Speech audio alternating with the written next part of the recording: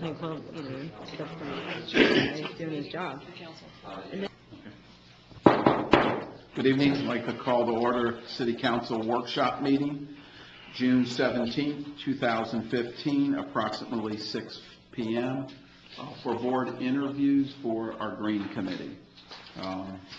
We have 6 applicants, and everyone, the way we do it is just come up, take a seat in the chairs, and just tell us a little bit about you, and then the council will ask you some questions. It'll be very simple, okay? Jeff Chastain, please. Here?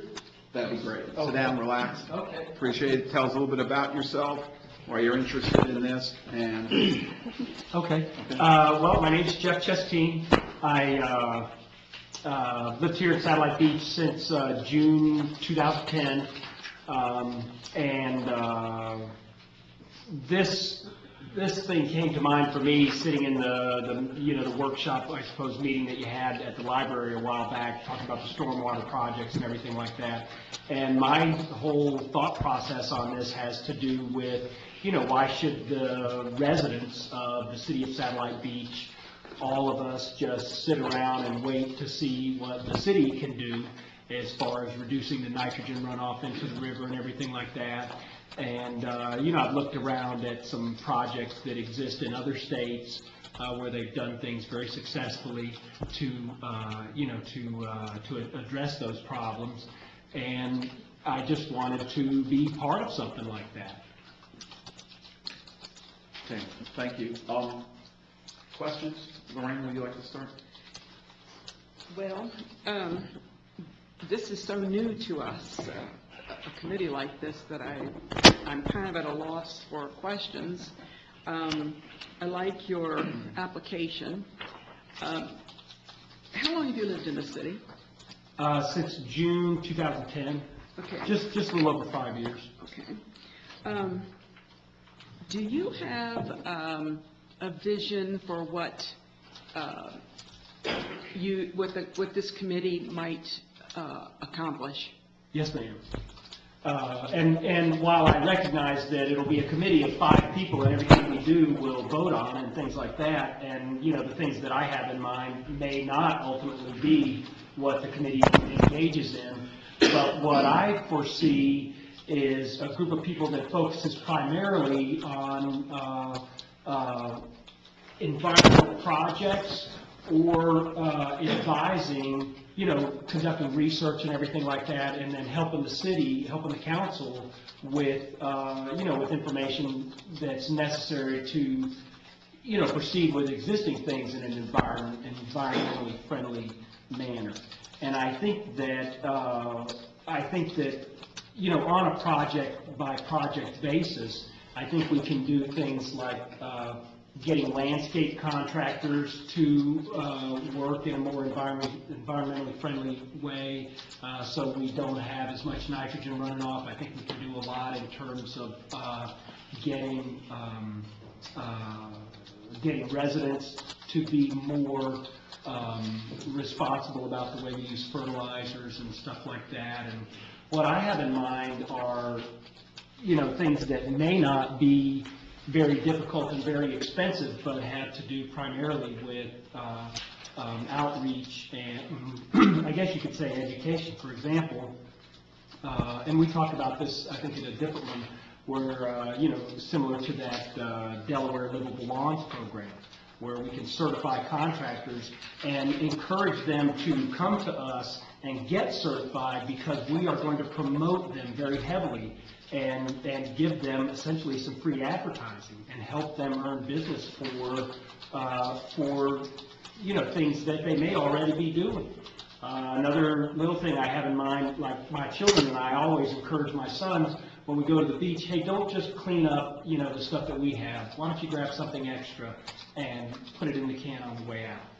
And I think that we could have, a very inexpensive campaign to encourage everybody that goes across one of the beach walkways, one of the, the walkover, as they call it, to the beach, that, look, when you come back across here, here's the garbage can right here, bring your trash and some little something extra.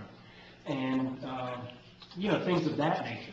And who knows where it will go, really. I think it'll have a lot to do with, depend to a great extent on what the ideas of, all the committee members are and what the council asks, what the city council asks us to do. How do you see the first meeting going? What do you think you all would do in that first meeting? I think our first meeting would be primarily a brainstorming session where, no holds barred, everyone gets to talk about whatever kind of idea you have that might be good for the city in terms of, reducing carbon, changing our carbon footprint and things like that. And, and that first meeting is just, coming up with ideas, not scrutinizing the ideas, just coming up with the ideas and getting them all down. And then our next meeting would, I think, be going through and scrutinizing and eliminating ideas that, are kind of implausible or maybe just a little too big for, for a new group of people to tackle on their first project and things. I think it would be good for us to go after small projects first, to kind of get our feet wet together and, and see who's really going to work and who won't and things like that. Oh, you're all going to work. Well, we hope, right. You realize that the end result will be a report of recommendations to the city on these issues. Yes. Okay. Oh, I see what you're saying, that, you can't just go and start projects. You have to come up with the idea, present it to the city, and if we say yes, then you can do the project. No, we're looking for basically a master plan of sustainable initiatives that will guide us in the coming years to be where we want to be in terms of sustainability. And so your report will really be a valuable document to us. And so that's where all of your discussions and brainstorming and so forth would ultimately lead to.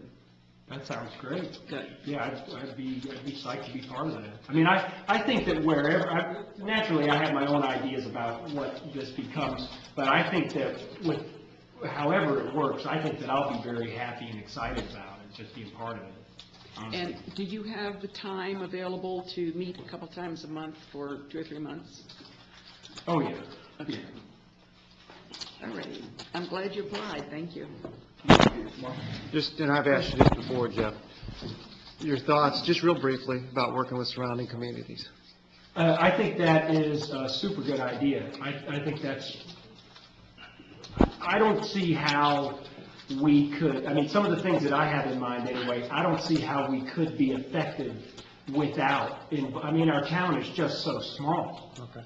Follow-up question on that, just real quick. How do you see that discussion being entertained throughout your first meeting of how you interact with other communities? Get their ideas?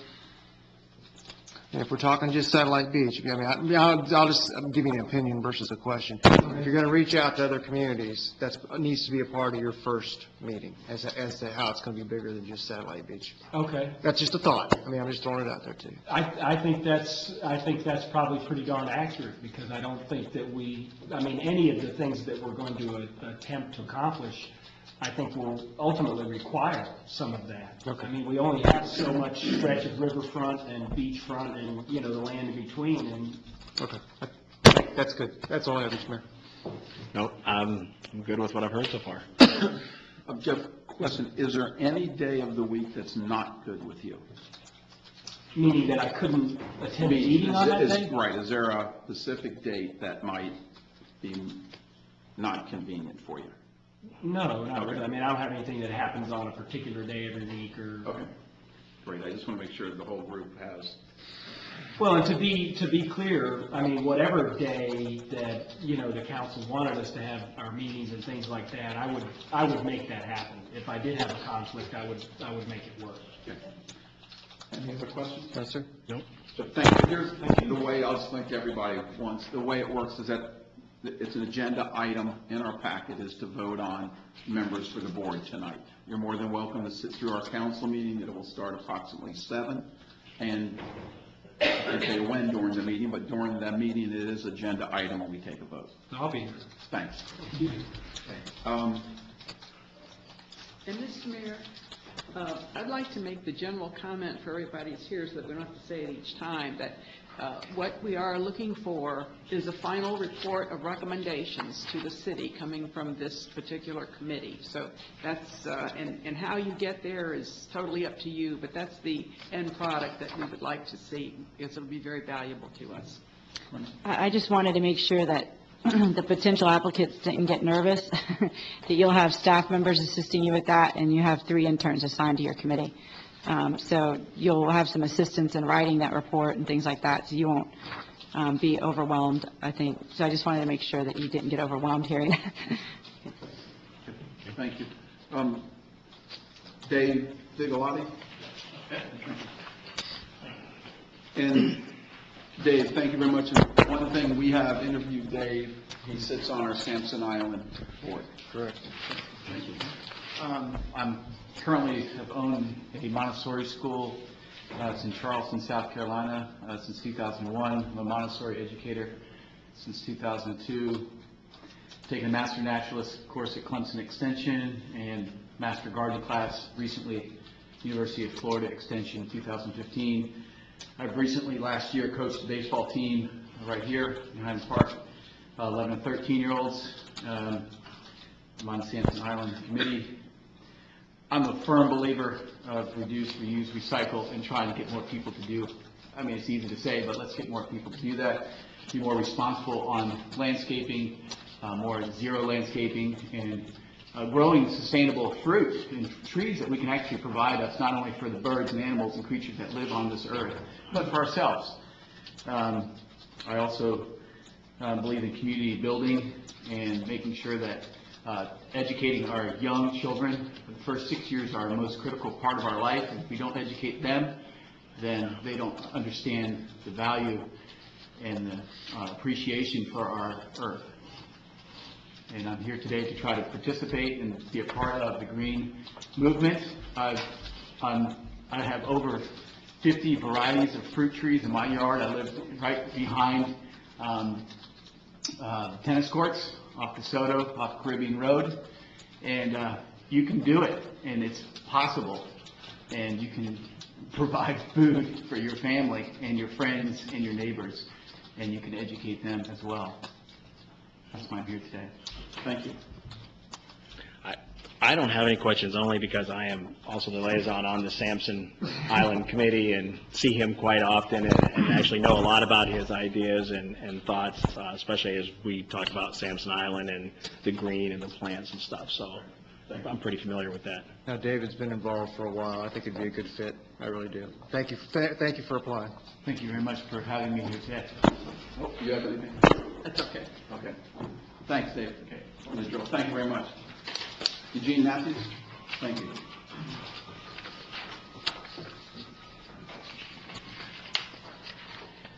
Good afternoon. Good afternoon. Eugene Matthews. I've been in Satellite Beach for about 14 years now, and I'm also on the Sampson Island Committee with David. So I'm here to offer my services for the Green Committee. Great. Questions? What's your vision for this committee? Right. So I am an engineering background, been an engineer for a long time, and my main motivation is to really understand what the problem statement is, so to get a good idea of what's the issues that we're really trying to solve, so that when we move out and begin to solve the problems, we understand kind of where we're going with it. And that's kind of my motivation. I've tried a lot of doing a lot of carbon reduction, green initiatives and stuff at my home, with vegetable gardening, as well as fruit trees growing, like David said, vermicomposting and things like that. So trying to come up with good green initiatives at the house, and I think trying to extend that maybe citywide would be interesting to me. So I imagine the first meetings would be simply to understand what are the objectives of the committee, what are we trying to do. So at the end of it all, when we come up with our reports, we have a good idea of what it is that we're trying to solve. Thank you. I'd just like to ask you, do you have any ideas on your thoughts on getting the public involved or how to get more people involved with this green environmental way we're looking at it? Yeah, I mean, the hope would be, like I said, the reports that came out, someone else mentioned trying to get local other communities involved. So along with the problem statement, I think, we could learn a lot from other folks. I got to believe that the issues that we would be looking into are issues that are in a lot of different places around the country, and we could begin to look at them and understand, what they've done, the successes. We have a lot we could leverage success-wise to come up with good implementations. We don't need to necessarily start from reinvent the wheel on this. I'm sure a lot of folks have looked in these same things. And my hope would be at the same time, we would see initiatives to help get the public involved, to understand the concerns and the problems, so that they could start, as David mentioned, their own, teach folks locally, their own initiatives, to help with the city. But as far as, getting them involved, I imagine, obviously, posting in the Satellite Beach letter and those types of things to get folks involved, local bulletins or whatnot, at local places around would be another way to get folks involved. And maybe even what may come out of this is some kind of teaching seminars, some, that we could invite the public to, as you mentioned, at the library to help folks get involved. No, you've got some good ideas. Thank you for serving on Sampson's Island. Sure, no problem, it's a lot of fun. I got one question. Is there any day that's not good? No, sir, yeah, I'm okay. Thank you very much. Scott Weimer? Hey, Scott.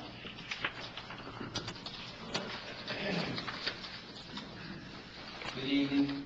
My name's Scott Waymeyer. Been at Satellite Beach since 1979, class of 80 at Satellite High. I have a lot of passion for Satellite Beach. Been in the swimming pool industry 32, 33 years. It's not true I can bring a whole lot to the table on this committee, but I do work for a company that is a green corporation. Everything we do is green, for water, anything that has to do with vegetation, making it grow better. I left a lot of info with you guys.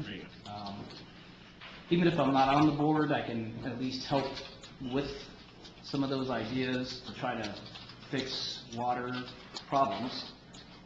And, like I said, I grew up here at Satellite Beach, been on the water everywhere here, and just love the town. Thank you. Do you have a vision for this committee? If I put my head together with the rest of the people here, I'm sure we would come up with a lot of interesting attempts to get a vision in front of you that would have something to work for. And I think fixing little things and succeeding at them, and working our way up to bigger things, might be the road to go instead of trying to attack big ones at first, and then have some success rate and get some momentum going, And do you have sufficient time to attend a couple of meetings? I do, but I do travel the entire state, so I'm on the road a lot. I will be, we get the meetings down on some certain dates. I'm sure I could try to fit them in there. Yeah. It's only a couple times a month, right? Yep. How much time we need? And they're always in the evening for the most part. You're looking at 7 o'clock, somewhere in that range. That's fine. Okay. Yep.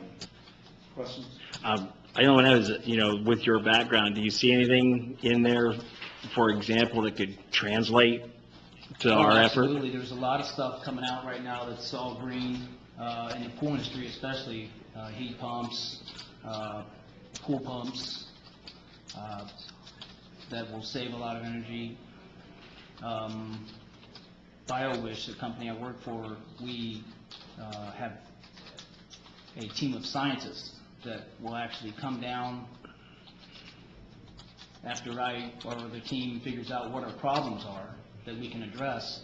They'll tell us exactly what we need to do to fix the pond in the front, the canal ditches, the canal waters, the runoff, fertilizer, what we can do to replace the fertilizer. It's all organic. Okay. Yeah. I'm good. I'm good. Okay. Thank you very much. Thank you. John first?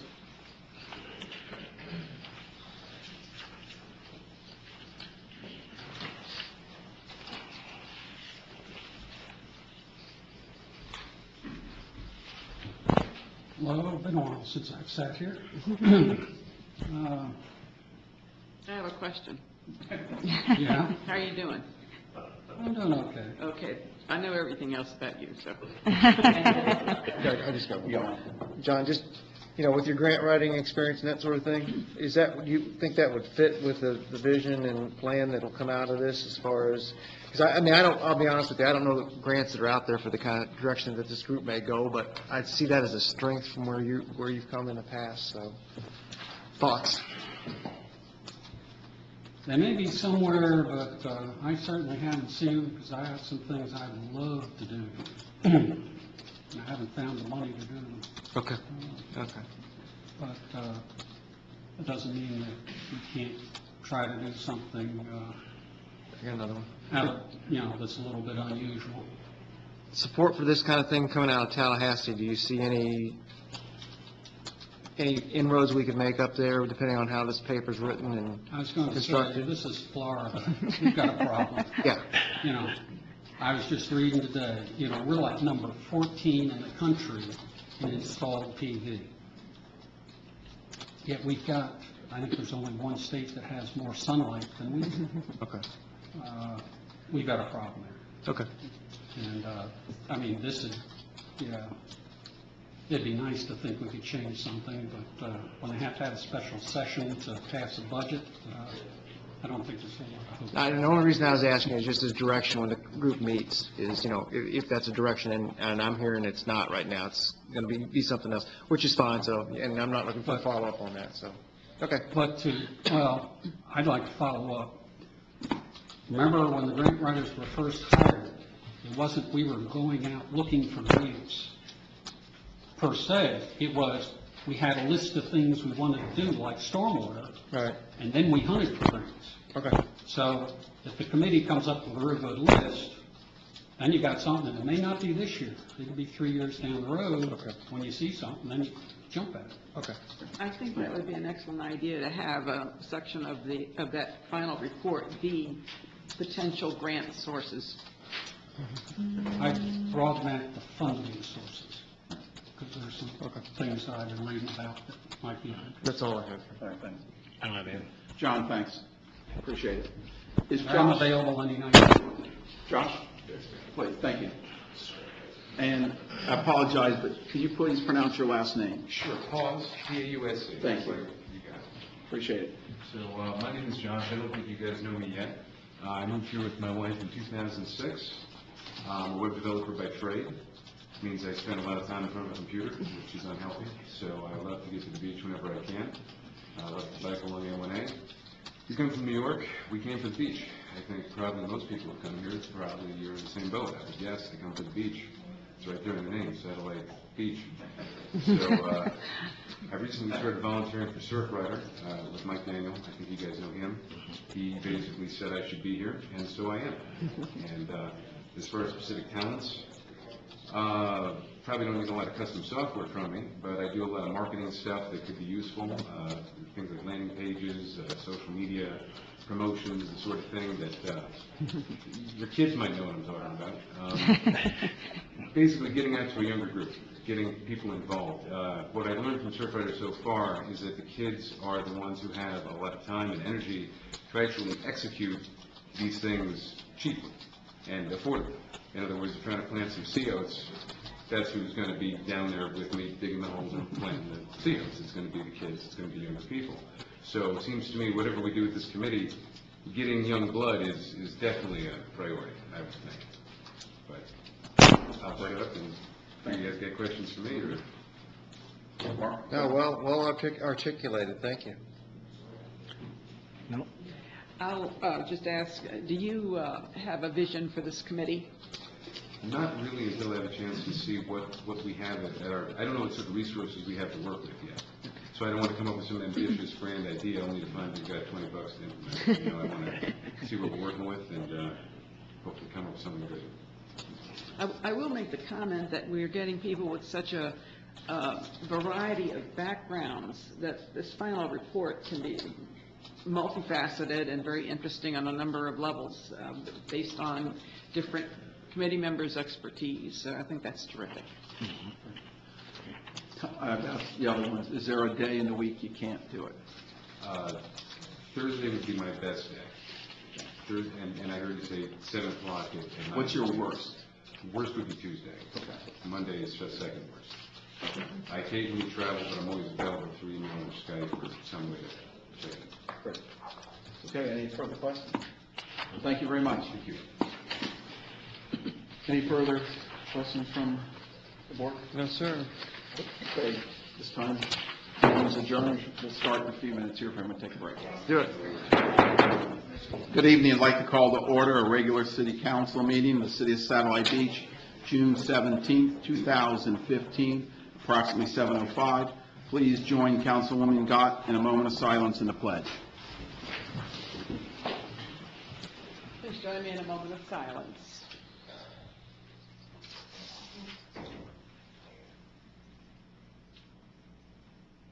Thank you. Allegiance to the flag of the United States of America and to the republic for which it stands, one nation, under God, indivisible, with liberty and justice for all. Thank you.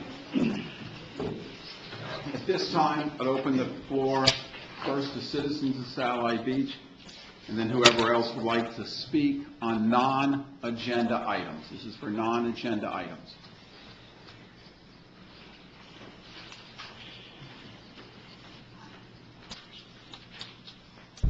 Joanne Regan, city resident.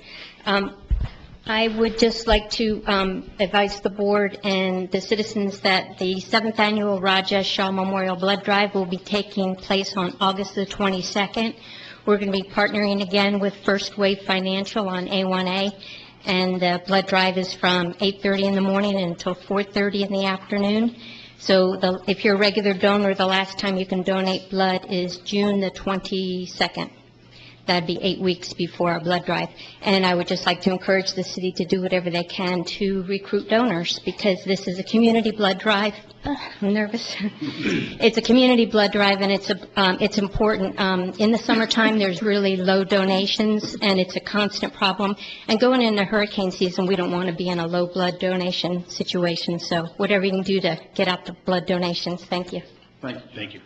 Courtney, can we carry something and see if we can make sure it's in publication again?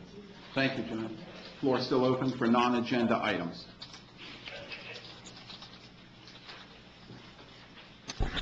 Ron Jagutis, resident Satellite Beach.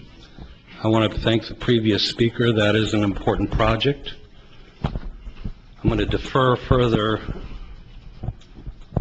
on the CRA board meeting, and I will schedule an appointment with the mayor later in regards to today. Thank you. Thank you. The floor is still open for non-agenda items.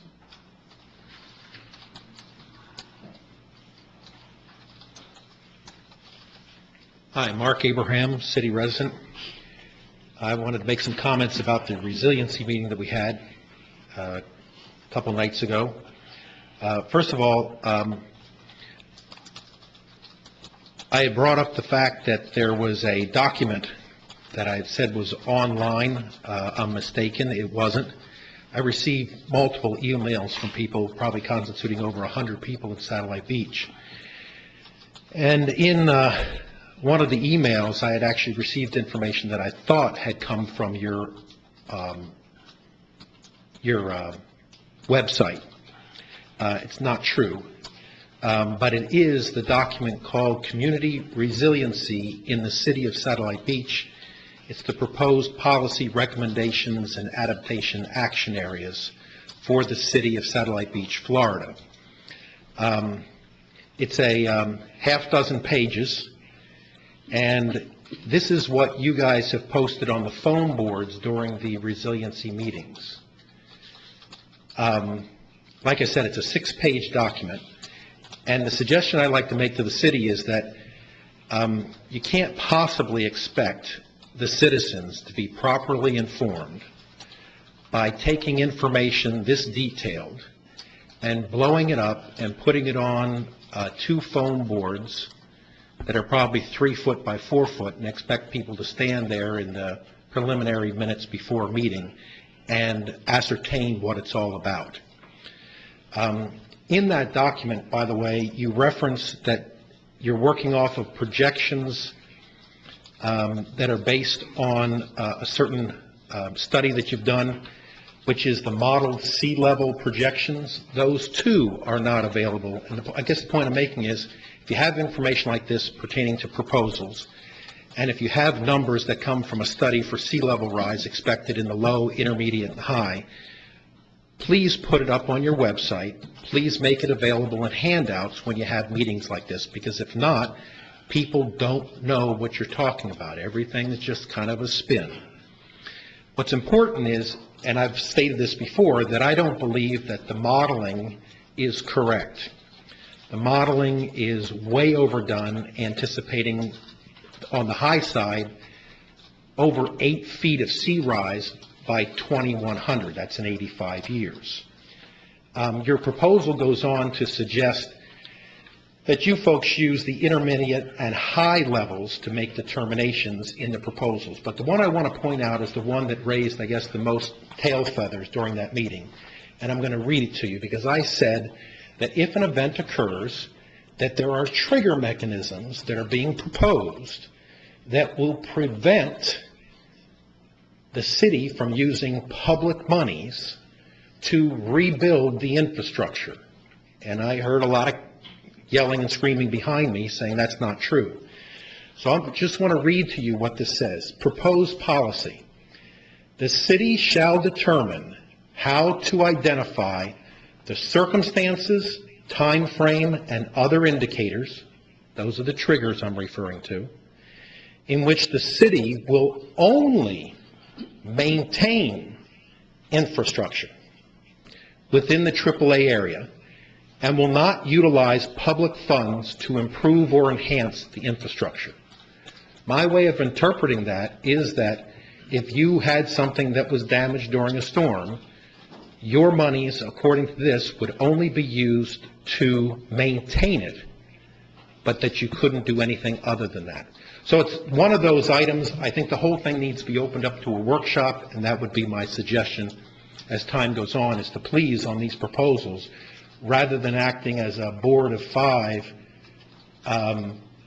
allow your citizens more time and more feedback to give their opinions, and openly allow this to be addressed in a workshop. Thank you. Mark, thank you very much. We'll take that into consideration. And floor is still open. Hearing no further. City council comments? Who'd like to start? Could we move the item 6 up so that these folks don't have to wait standing? Okay, let's get through the city council comments, and I'll do it before 8 o'clock. I don't have You don't have any? Mark? I'm good. Just a couple of things. I did attend the Space Coast League of Cities meeting that we had last week. Found that very interesting. I also attended the National Florida Space Club meeting they had last Tuesday. Frank DeBello was, for Space Florida, was the speaker there. I found it interesting that he talked about some of the projects that they're doing around the area and at Kennedy Space Center, stuff that are bringing more jobs to the area and so on. So much so that after this week, I think you might have saw where the shuttle landing facility was finally turned over to the state for some projects going on there. And I actually personally know 2 citizens of Satellite Beach who have now been interviewed for jobs out there in that area. So I think that is good. I think it is affecting us that we have here. And Mr. Mayor, I only have one other thing. At some point, I'd like to have I need to discuss a little bit about the boards and the ad hoc committee members, the rules behind that. I mean, we can do that now or just before we do the appointments is fine, either way. Okay, is it okay if we use that on 16 for appointments to board? Sure. Discuss that? Okay, Sure. That's fine, certainly. Sure. Okay. Yep. Any further? No, sir. And I have nothing either. Thank you. At this time, what we'll do is, Courtney, I'll put your report off till next. Recognition of life-saving action on Memorial Day at Hightower Beach Park. Chief? Good afternoon or good evening. Let me get Josh and Darren and Paige. Y'all can slide up here real quick. And just let me give you a little bit of background of what this is about. So on the Memorial Day weekend, I think the news pretty much told the story of the rip currents that we had throughout, for a couple-week period, and all the various mountain rescues that were occurring in Brevard and Volusia County, and also those who had drowned. Well, we had our own event here in Satellite Beach, and I want to lay this out because the outcome was absolutely superb. And so I'm going to read this and provide basically some citation awards to 3 individuals who were instrumental in saving a person's life. So I'll start off with... Chief, excuse me, use the mic. Can you hear me now? So we'll start off with Darren Pilecki here, and I'm going to read the citation for you. It's going to be Notice of Citation Life-Saving Award, alarm number 15561. On the afternoon of May 25th, 2015, while on surf rescue patrol at Hightower Beach, you spotted 2 drowning victims in the surf. Without consideration to your own personal safety, you quickly entered dangerous surf and swam 50 to 60 yards out, located an unconscious victim, and swam back in against the outgoing tide and the water currents, bringing the victim to shore, and with the help of others, began CPR and thus saving the victim's life. It is for this reason you are hereby awarded the Life Safety Citation Award for your actions on May 25th. Your actions and commitment to service is a prime example of the daily courage and skills that define fire and emergency services profession. So there, I want to say very much, thank you very much.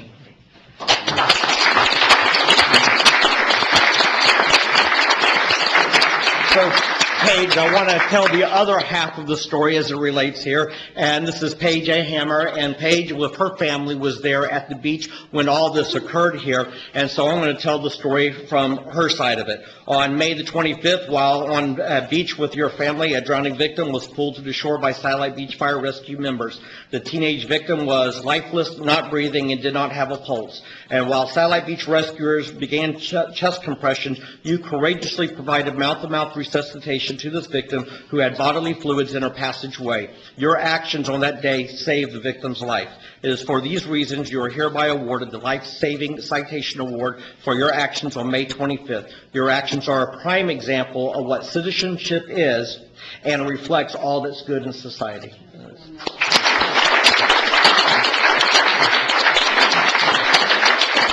And last but not least, because these were the 2 cats that were on patrol, and while Darren was doing his thing, he had his own little fires that he had to put out here. And so let's talk about Josh Matty here, and this is a commendation for Materius Services for alarm number 15561. On the afternoon of May 25th, while on surf rescue patrol at Hightower Beach, you spotted 2 drowning victims in the surf. Without consideration to your personal safety, you quickly entered dangerous waters, located the victims that were struggling against the surf, and with others, helped get that person to safety. For these reasons, you are hereby awarded the Materius Citation Award for your actions on May 25th, 2015. Your actions and commitment to service is a prime example of the daily courage and skills that defines fire and emergency services professionals. And just to put this in perspective, that young lady, 17 years old, was on the ventilator for a few days. As a matter of fact, Paige is a nurse practitioner, and she stopped at Health First at Holmes Regional to visit the young lady, and she went off for a few days, and when she came back, she was no longer there. Not for bad reasons, but for the best reasons. She is home, neurologically intact, no deficits, and going to finish out whatever God has in plan for her because the stars were aligned for her that day. So thank you so much. All right. Thanks.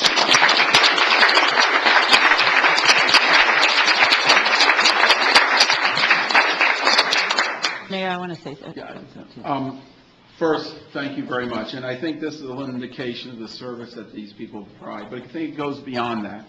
When you put your life in danger to save another's life, it's an amazing thing, and a great thing, and that's what these people did, and that's why those people survived.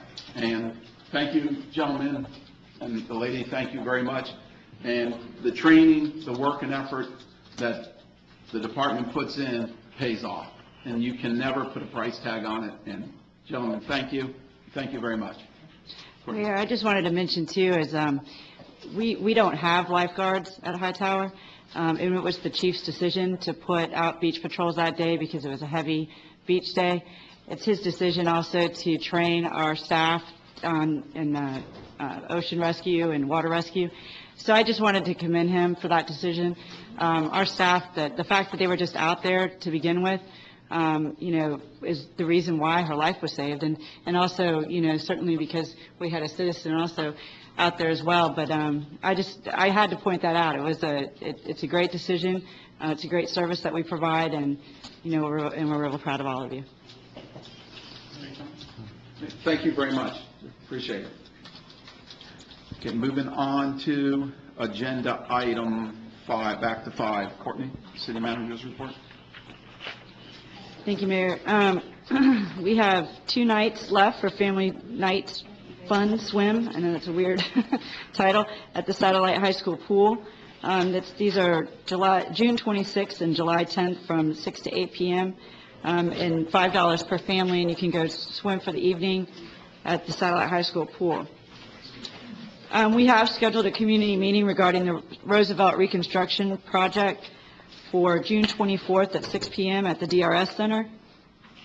This meeting will allow residents to review the 40% design plans and request any changes prior to finalization, and notices have been mailed to each property between Park Avenue and Jackson Avenue. The city was contacted by Brevard County Parks and Recreation Director regarding the city's concept for a health clinic and the proposed location at the DRS Community Center. A resident had contacted the Brevard County Commissioner Kurt Smith, claiming that the city was in violation with an interlocal agreement with the county regarding a $500,000 referendum funds that were provided to the city in the acquisition and renovation of the DRS Center. Once we received that inquiry, we went around with the county attorney's office explaining that none of the referendum funds were ever used for the teen zone, and that we didn't feel that the agreement applied. And previously, the agreement was brought up in previous years when there was a previous council that discussed a different fee structure for county residents, and that agreement there was an agreement that the agreement was no longer in effect.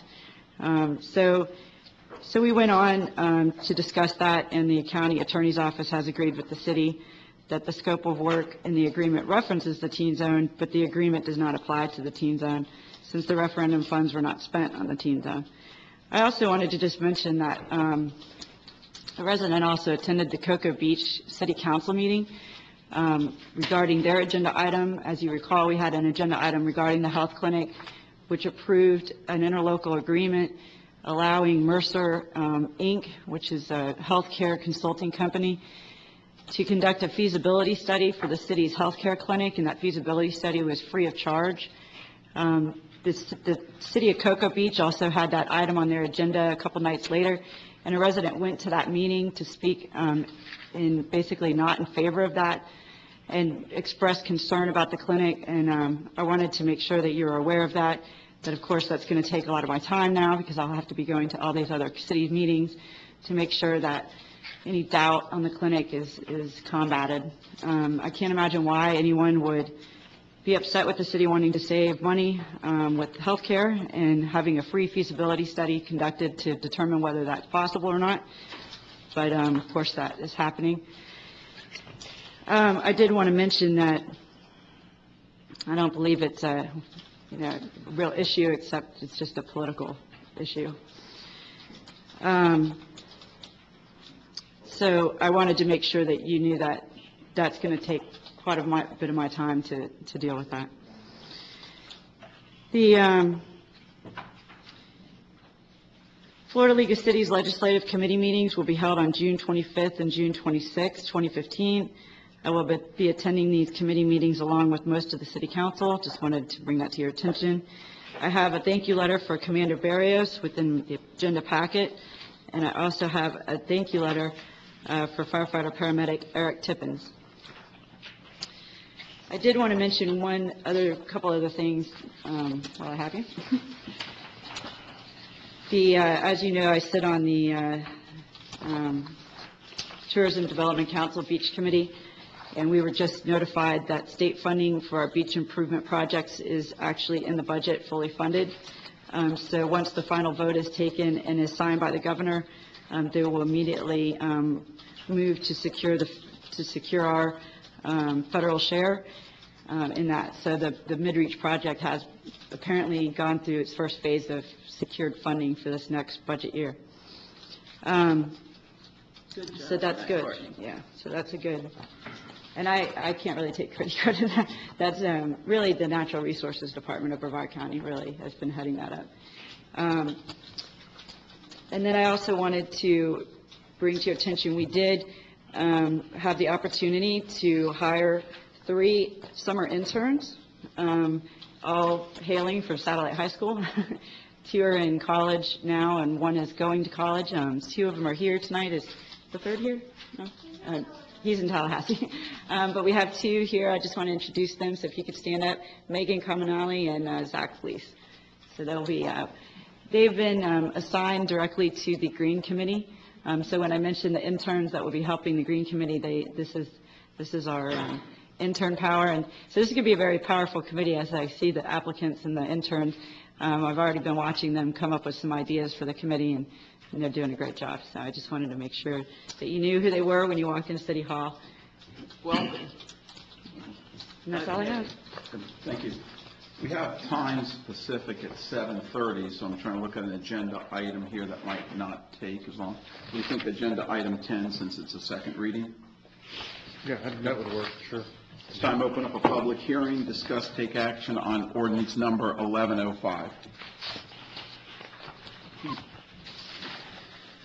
Ordinance number 1105, an ordinance of the City of Satellite Beach, Brevard County, Florida, amending the FY 2014-2015 budget, ordinance number 1096, providing an effective date. It's the second reading of ordinance number 1105. Move to adopt ordinance 1105 on second reading. Second. I have a motion by Councilman Gott, second by Councilman Breimer. Yes, sir. Discussion from council. No. This time, open up for public comment on agenda item 10. Ordinance number 1105.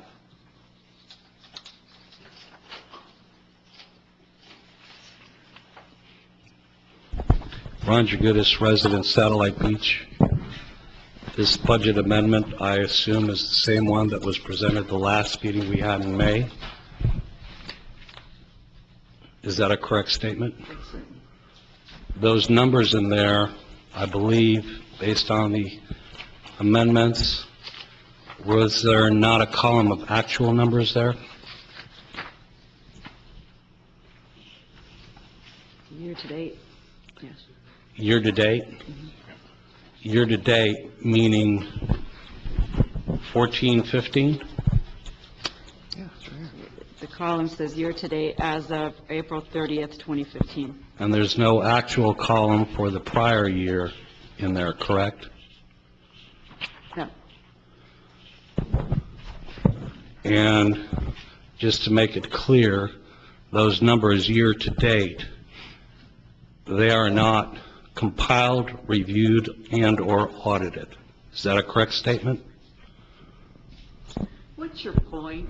Lorraine, please. I'll have your question answered. I don't believe they're audited because the audit is tonight on the year. Previous year.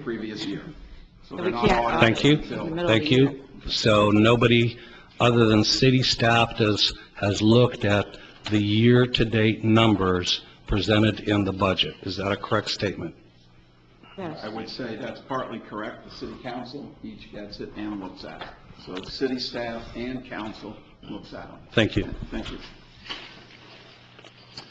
Public comment portion is still open for agenda item 10. Hearing none, back to council. Council comments? Hearing none, Lenore? Councilman Osmer? Yes. Councilman Breimer? Yes. Councilwoman Dodd? Yes. Mayor Patino? Yes, motion passes.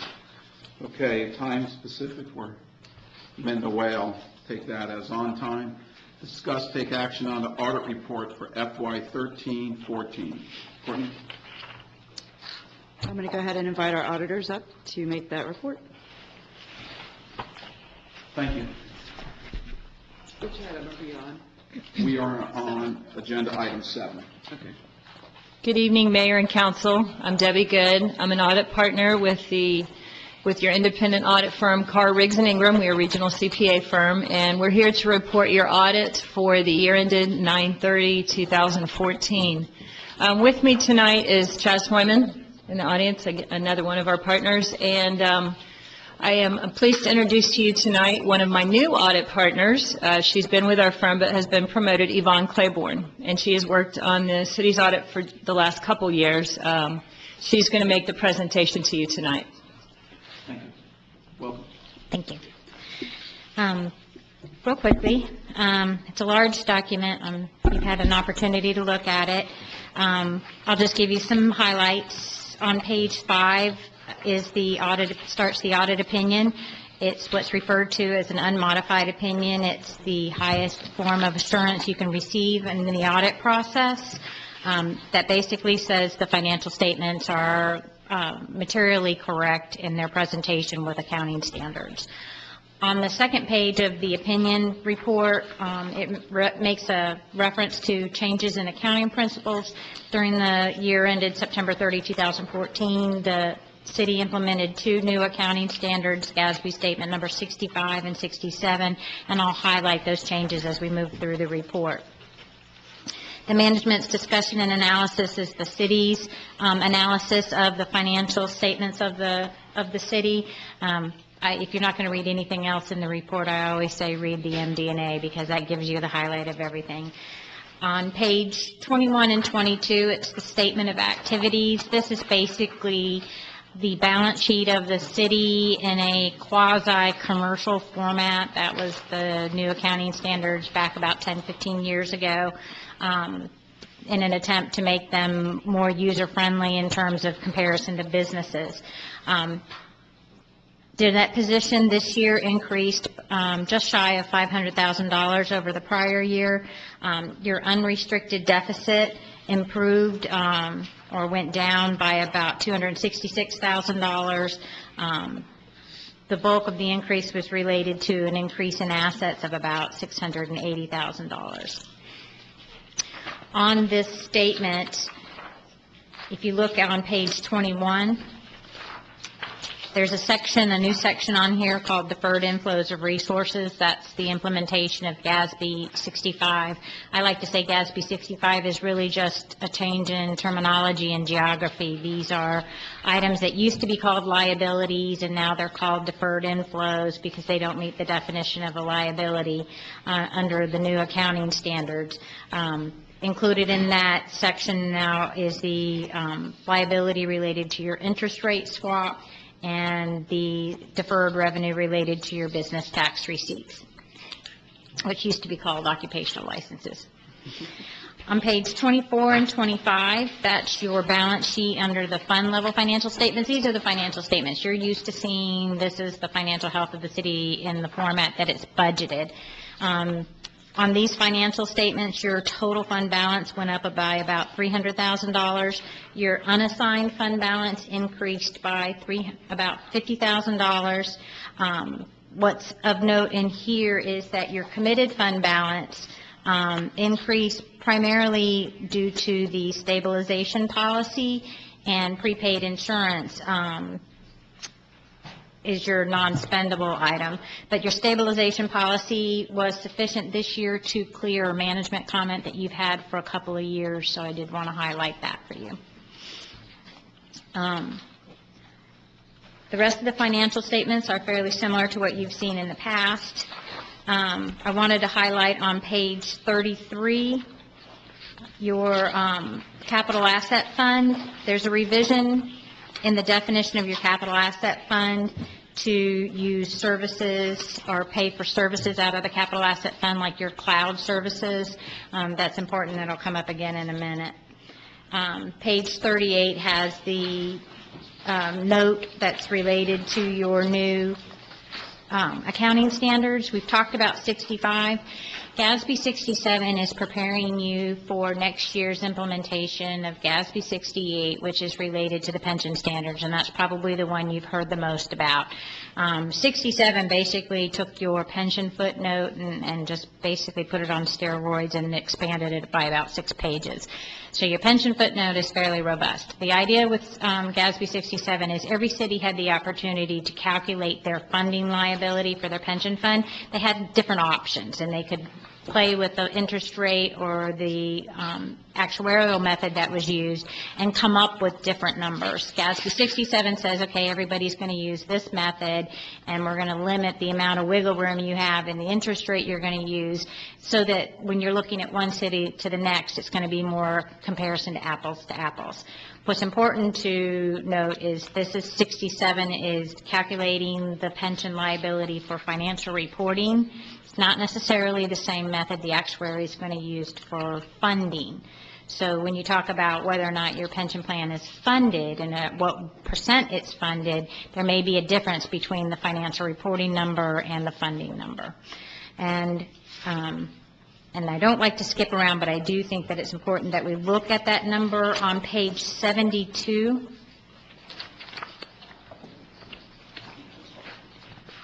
The 72 calculates, under the new GASB, how the pension liability is going to be calculated, and it says, okay, this is how much you have in your pension assets, and it comes up with a net pension liability of A minus B, which is $3.8 million for the police and firefighters fund and another $866,000 for the general employees.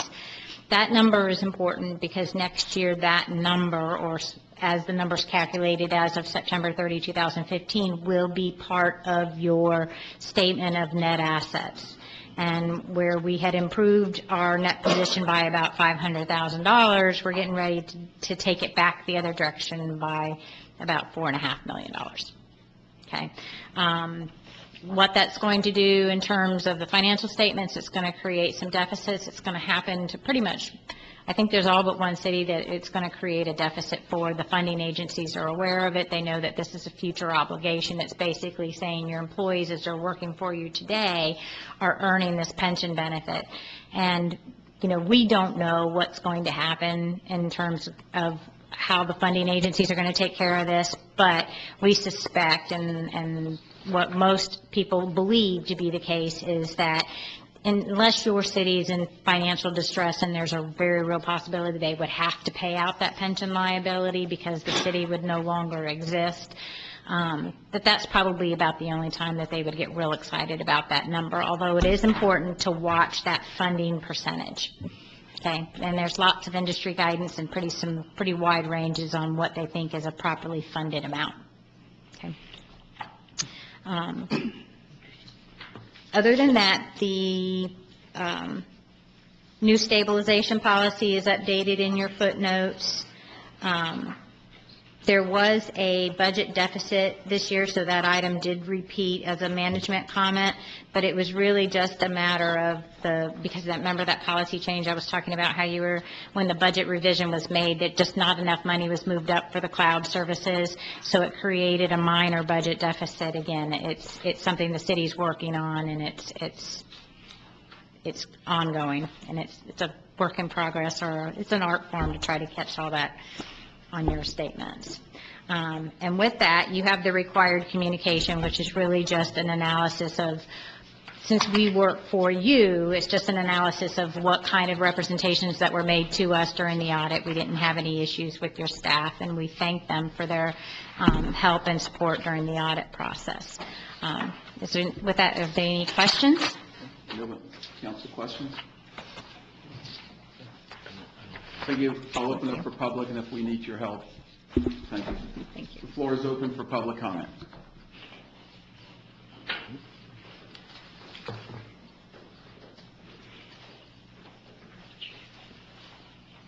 Dan Genovese, Satellite Beach resident. Now, all that was interesting, but I was wondering the whole time, where was the soft copy? It was only words without the visuals. So, I mean, that's kind of poor planning, isn't it? Well, the thing is, you're making a presentation to the residents about budgets and audits and all that, and we're not seeing anything except nodding heads. So I take exception to that. I wish we would think ahead and get something like that up on the screen next time. It's online. Yeah. I appreciate that. But you understand, we're all sitting here, and we're listening to a presentation and seeing nothing. Thank you. Comments?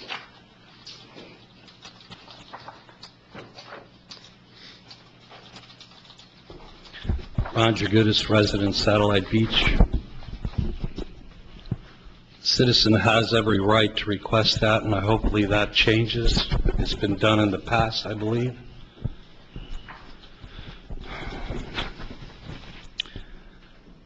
I would comment about some of the numbers, but it's really not here nor there at this time. My biggest issue is that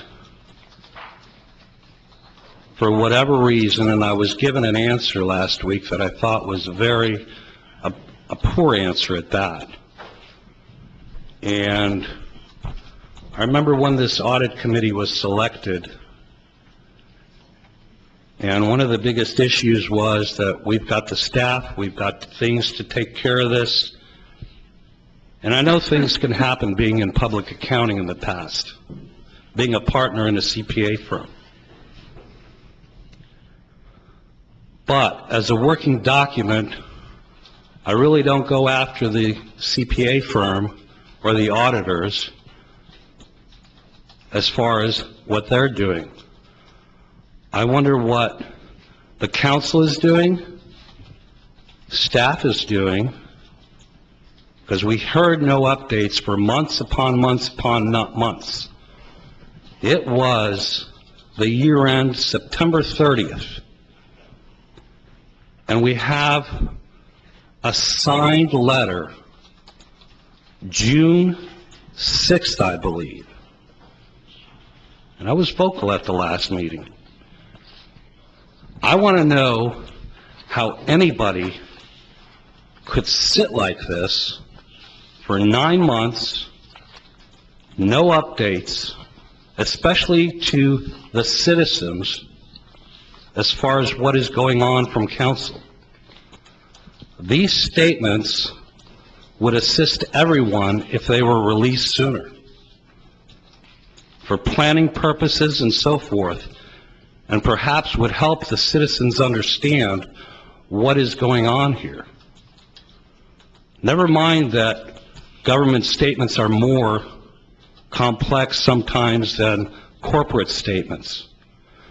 But if a corporation turned in its statements this late, I will bet you bottom dollar there would be heads rolling, and fines and penalties for public corporations. I don't know what the remedy is here right now. I do know a remedy at a higher level, and I will be seeking that. Thank you. Thank you.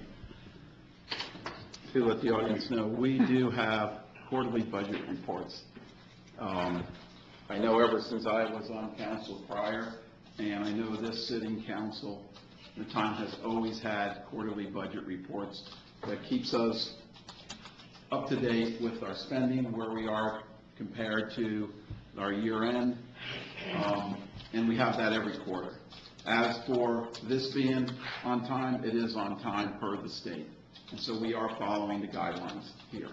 And we've never been, we won an award, Andy, a great job, we won another award on the budget process. So we do look at it, we look at it quarterly, and it comes here, it is an agenda item, and we meet all the requirements of the state. This is filed and reported to us in the appropriate time.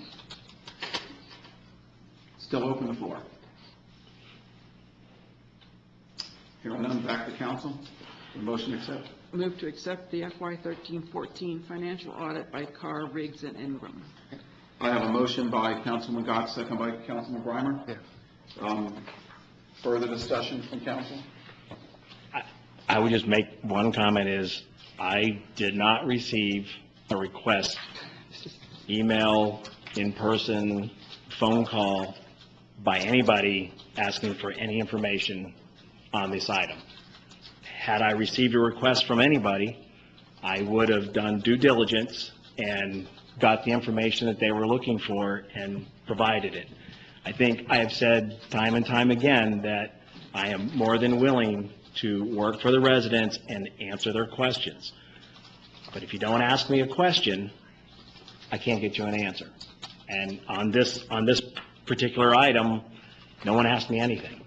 So I'm sorry if someone thinks I failed at that, but I did the best I could with what I had. Thank you. Any further comments? Lenore? Councilman Osmer? Yes. Councilman Breimer? Yes. Councilwoman Gott? Yes. Mayor Patino? Yes, motion passes. Thank you very much again. Appreciate the hard work and appreciate it, Jess. Thank you.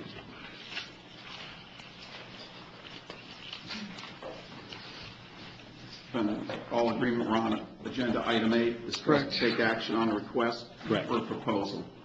Courtney?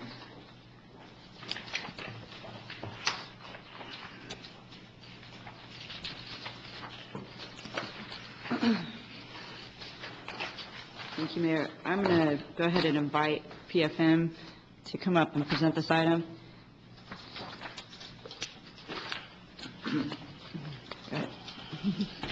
Nick Rocca from PFM, city's financial advisor. What you have before you is our draft request for proposal for bank loans for not to exceed $2.5 million. This is just a draft here. The dates are still flexible, and what we would do is send this out. We have a list of banks, and we're open to, if you have any local banks that you would like to make sure are included that can bid on this, we would be more than willing to add them to the list, and we would send it out. Here in this timetable, we have about 3 weeks for the bids to come back, where once we get all the bids back, we create a summary, easy to follow for the city, which we will review with you, and based on the terms and covenants presented, we would make a recommendation to you as to which bank to proceed with. Question. You have a group, or excuse me, a bank of banks. You have this group that either A, you've worked with before, or you know that are works with cities on Yes. like this. Is this how you come up with your? Yes, we have a list of over 30 banks right now that we send it out to that we know play in this market. I mean, we're open. If you have local banks, we can add them to the list. If there's any other banks you want, I mean, it's open. The banks have come to us and we've come to them to compile this list. So any bank can be put on the list if they're in this market. And over time, we've just built up a list that we know are receptive to it. Any questions from? I just have a couple of editorial corrections, which I will give to the city manager. But with that, move to approve the RFP for $2.5 million utility tax revenue note series 2015. I have a motion by Councilwoman Gott. Do I have a second? Second. Second by Councilman Osmer. At this time, thank you. I'll open up the public. I just got one Okay, question. sure. I'm sorry. Just as far as the list of banks go, one of the questions that sometimes get asked is, following the appropriate guidelines that we should use for this, you've done due diligence on getting it out to everybody who has an interest in this type of thing? Yes. So nobody would be excluded? No, we don't exclude anybody. Okay. And if every now and then a new bank comes around or people move to different banks and they request to be put on our list, and we add them to the list. Okay, because, you know, I personally don't have any banks that I would suggest adding to the list. I just want to make sure that you had done due diligence to get the banks that you know of Yes. that play in this field. So Yes, and we can provide you with that list of banks ahead of time. I don't need that, just your assurance that we've done that. Yes. That's my thing, so. Yes. Okay, that's all the questions I have, thank you. Thank you. Any further questions? Thank you. Public comment portion of agenda item 8 is open.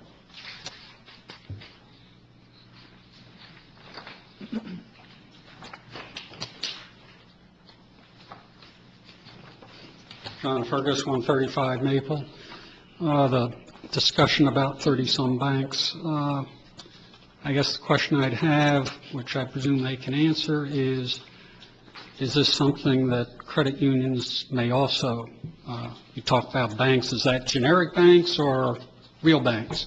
Because we do have Space Coast, we've got Navy, whatever it is, KSC, which are local. Thank you. Thank you. Would you like to answer? Yeah, it's open really to anybody that is in the tax exempt market. Anybody that will provide the city a loan, it's open to. So if the credit union plays in that market, we would be more than willing to add them to the list. Thank you. Floor is still open. Hearing none, back to council. Is there any further comment? I got one for you. When you go to the banks, put out the RFP to them, is that how the loan's going to be structured, or are we going to do that after? The structure of it? The structure of it, we present to them. We already have it here with a 15-year term, and then they'll reply with what their proposed interest rate is, or an indicative rate. And then sometimes they'll have covenants in there that we can negotiate as to whether we accept them or not. Because we probably wouldn't be using especially these projects, some of them are going to take time to get approval and so forth. We wouldn't be spending the 2.5 right off, but are we going to take the 2.5 right off? We can discuss that. Sometimes we can do what's called as a drawdown loan, where you can take a portion of it at a time, so you're only paying interest on the portion that's outstanding. That's something, if the city's interested, we can put that in the structure as well. Yeah, I'd like to pay the least possible on it. Right there. So if we're not going to use it, if we don't get the St. John's or whomever does DeSoto agrees with it, and we're not going to use it, or it's going to take 6 or 8 more months, I'd rather not be paying the interest on it until we do need the money. One thing to know, that some banks might not be interested in it. Some banks, especially on the size of this loan, is considered a small loan. I mean, I know it's $2.5 million, but it's considered a small loan by some banks, and some banks may not be acceptable. We can put that as an option, so banks can propose either to do the drawdown or just take it all at once, and leave it up to the banks to decide if they want to take that on. Just as a follow-up to his question, which I think was a really good question, let's just say out of that 2.5, suddenly we decide we only spend 2.3. Are we liable for the whole 2.5 loan, or is it, and that kind of falls on his drawdown thing. We get so far, we don't need the rest of that money. Yeah, I think right now, I'll get more specific to your question, but the 2.5, I think right now the list of projects is only 2.3 million, but we put not to exceed 2.5 million, just because we know sometimes projects change. Okay. Once we go out and bid this, the banks have usually no problem if you take less than the 2.5 million. But it's usually hard to get above. Once you say we're going to take 2.5 million, you come back a couple months or before we close and be like, actually we want 2.7 million. Then they have to go through all different process. But if you take less, they approve you for a certain amount. No, thank you. Good question. Thank you very much. Any further questions? Just going to comment, I did see in there, which was good, about the prepayment options that were in there. I know that was something that some people had wanted to make sure we looked into, being able to prepay that. So I did see we mentioned that as an option. Yeah, and we'll go out there. Some banks are more flexible with the prepayment. Some are prepayable at any time that will come back to you. Some might say you're not allowed to prepay for 2 years, or might have a make whole call, which is a different type of prepayment provision. But we requested that there be prepayable at any time. Whether all the banks will respond with that is to be seen. Some banks just don't do that, but some banks do. Further questions? Okay, thank you, then. Appreciate it. Further questions from council or discussion? Lenore? Councilman Breimer? Yes. Councilman Osmer? Yes. Councilman Dodd? Yes. Mayor Catino? Yes, motion passes. Move to agenda item 9.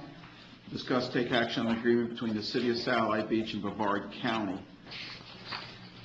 Courtney? Thank you, Mayor. This is a agreement, I'm sorry. This is with Brevard County, right? Yeah. So this is an agreement that would, or a series of agreements that would allow Brevard County to receive an easement from the city at the unimproved High Tower Beach property. This would basically allow them to put in a lift station. I am going to invite, is Honeycutt here? Yeah, Honeycutt to come up and describe their project. Honeycutt and Associates is their engineer for the lift station project. Okay, Rodney Honeycutt with Honeycutt and Associates, Titusville, Florida. And I have a contract with Brevard County Utilities Department to look at their lift stations. I have 6 of those that I'm looking at. 5 of those are in this area of the county. And these lift stations are all very old and are in need of replacement. And so the one that we're talking about tonight is on the Hightower Beach property. And the first thing we did on this project is we completed a survey of the small parcel that the existing lift station is on. And so first we found out that the existing lift station is off of the parcel a little bit. It encroaches onto the city property. And so the next thing we did was preliminary design. And in designing the replacement lift station, we discovered we needed a little more property. The site now is around 400 square feet, and there's no room to get off of the highway when they're maintaining the lift stations. And so that was about a year ago, and we came to you, City Council, to ask approval for an easement to be able to do that. And so City Council unanimously approved that, and we went to work on getting that done. The issue is that the city-owned property was funded almost entirely by a grant from Florida Communities Trust. And so they have a procedure that we have to go through. And the first thing was to select an appraiser, and they provided us with a list of appraisers. Brevard County selected one of those, and they completed the appraisal. The appraisal amount was, for those 524 square feet, was a little in excess of $13,000. And so the county accepted the appraisal, and then we had to submit it to the city and to Florida Communities Trust for their review. And so all of this takes a lot of time, as you can see. It's almost a year ago. And so that was all approved, and then it came back to the county to put an easement agreement together. And so the first part of the document is the actual standard easement agreement that Brevard County has to get the easement. And then there is an addendum to that, and that is language that's required by Florida Communities Trust. And so that was prepared. And then since there is a purchase of the easement, there was an agreement to pass the cash to the city, which then pays Florida Community Trust. And there's even been discussion about could the county play Florida Communities Trust direct, you know, just to make it simpler. And Florida Communities Trust said no, there needs to be a trail. It needs to come from the city, from the county to the city, and then from the city to Florida Communities Trust. And so we've gone through that process. The county commissioners have approved the easement agreement, and it's been submitted to the city tonight for their approval. And so I'm here to help answer any comments I can. Thank you very much. I've got a couple on them. On the ID of the parcel, I don't know if this is just the way they're written or it's not correct. It says 2637, 2611, 10. But in the agreement over here, on the one thing it says Yes, not correct. 2637, 2600, 000, 10. Are either of them, I guess my question is, accepted? Well, what you're doing is a section, township, and range, correct? That's the. Yeah, but look. Where are you on? Okay, sir. Sheet 3 of 3, sketch and description. Okay. This is project parcel number. Let me get there. And it said 26. I don't have a page number other than it says sheet 3 of 3. Okay, on sheet 3 of 3. Sketch of the strip. You see the description there? It says project parcel number. Oh, okay. Okay? You look at the way that number is written, and then you come over to the parcel on the recommendation action. The ID number says 2637, 2611, 10. Now, where do you see that one? On the first page, or you might not have that. Sir, it's on the page of our, I can give you my book if you want to. What are you?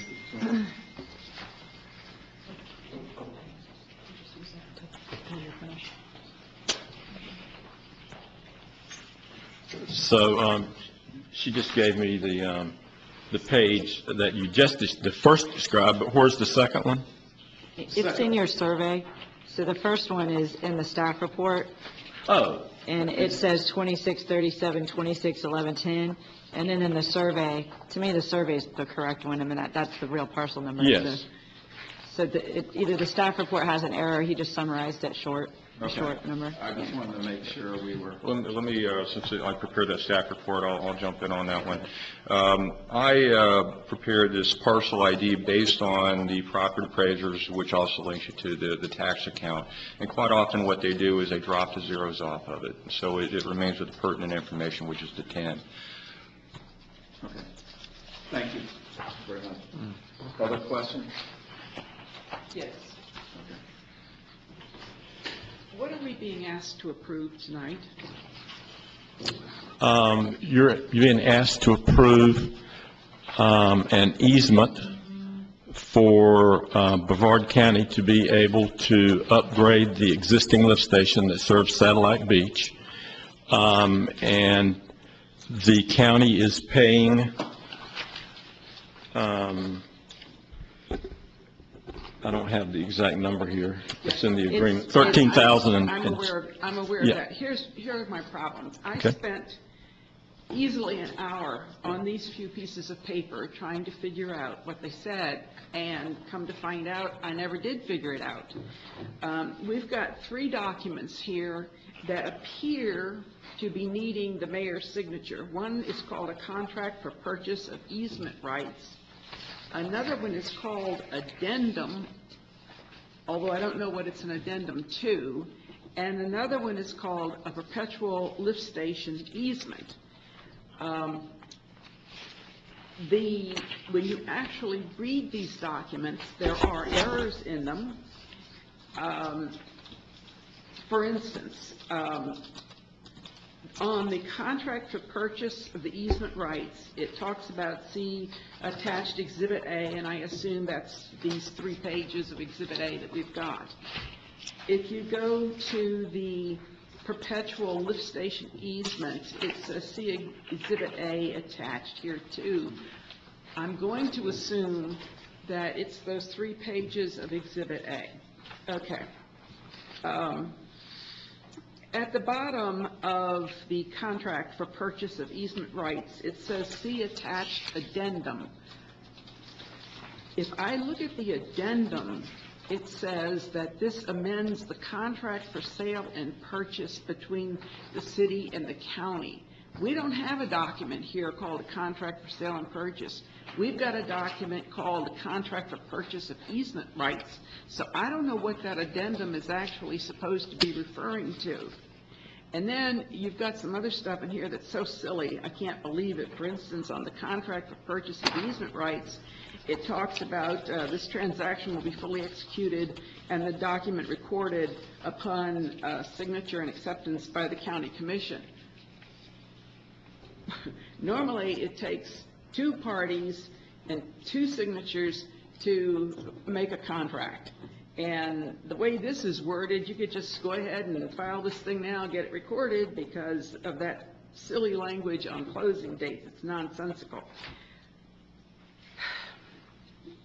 So, and I also, and I'll ask Attorney Beadle, because I've not done easements before that I can recall, this is written as if it is an agreement regarding this easement, yet there is no signature requirement for the county.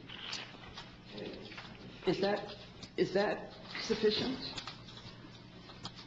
I just never heard of an agreement where both parties didn't have to sign, especially when both parties are mentioned in the very opening paragraph that establishes the parties.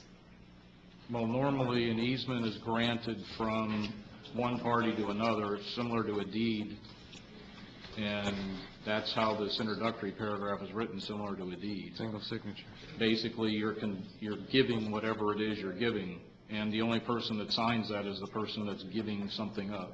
Which, like in a deed, it would be the person selling the property to somebody. Well, basically, we're not giving them an easement. We're selling the piece of property is really what's happening here, correct? We're Well, selling. no, we're selling them the easement, we're not selling them the property. They're only buying the easement. They're buying The easement. Yes. the easement rights to it. Correct, but they're not buying the underlying, what they call the fee simple. They're not buying the underlying fee Correct. simple to the property. They're buying the right to use that property for the purposes that they're asking. So anyway, this takes me back to, we've got 3 documents here that appear to want our mayor's signature. But the addendum one is just hanging out there, and I don't know what it's an addendum to. Well, first, you have me a little bit disadvantaged. I didn't prepare these. The county attorney Okay. prepared them. Okay. However, I know what we really need is the lift station easement to go forward. And then the addendum was required by Florida Communities Trust. I guess to make sure that both parties understood that there was going to be a payment required in it, and it had to meet, there's actually language in here that is required by the grant action that was taken when the city received the grant for the property and purchased it. And so basically, the addendum is just verbatim from what Florida Communities Trust has said we need to do to make them, so that they will accept it. And if you'll look on the last page of the addendum is a place that's the only place they signed that they've accepted it. And so this is a document they required. Okay. Even though it doesn't make sense. All right, well, let me just give a little background on it. When I was presented with this, there were some changes that I wanted to make in it, and basically, the county said the county's already signed off on it, so we really aren't going to change anything.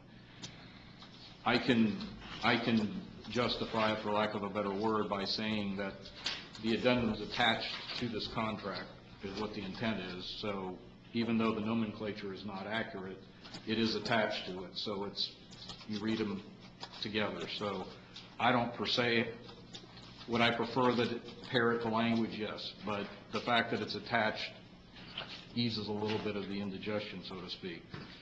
The only issue that I have, which I missed before, is the parcel ID number that's on the top of the lift station easement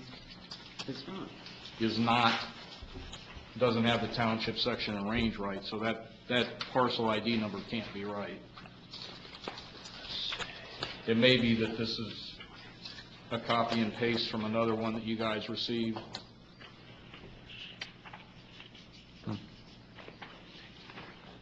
So, I mean, basically, we just need to get the correct parcel ID number. I don't know, because what you have on the exhibit is that it's the parent parcel number. I don't know if there's going to be a separate ID number allocated to this piece of property. Not for an easement, there wouldn't be, Okay. no. So then that just needs to be changed at the top, because that's clearly the wrong parcel ID number. On the lift station easement? On the lift Yes. station easement documents. Yeah, I see that. They can change that.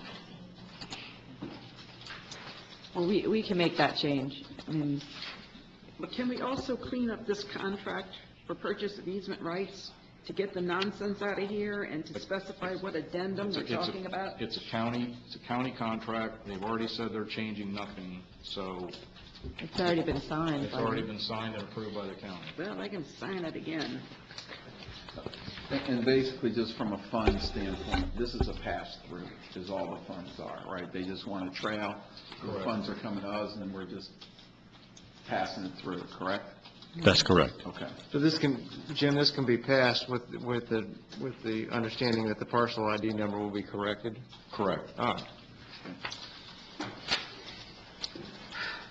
Any further comments from the council before I open it up for public?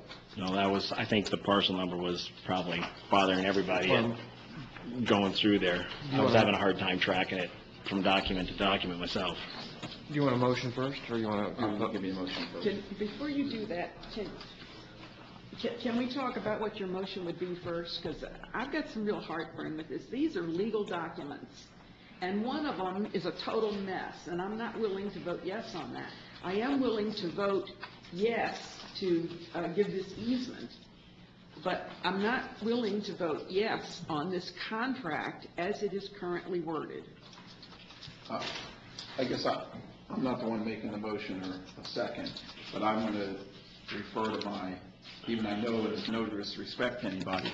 I know you're an attorney, but the attorney for the city is Jim, so I'm going to go back to Jim and go, Jim, do you have heartburn with this or not?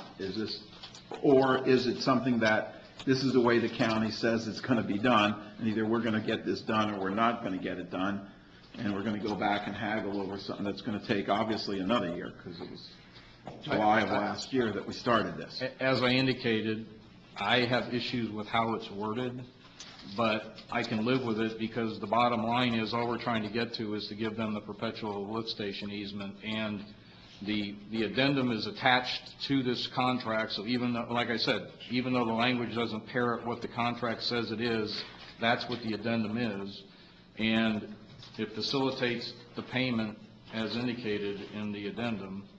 And, again, do I like the way it's written? No. And did I not suggest, which John can attest to, some changes in the language? Yes, I did. I mean, to give you an idea, the easement, when it was originally drafted, was for something other than for its purpose. They agreed to change that, but they did not agree to change anything else. So,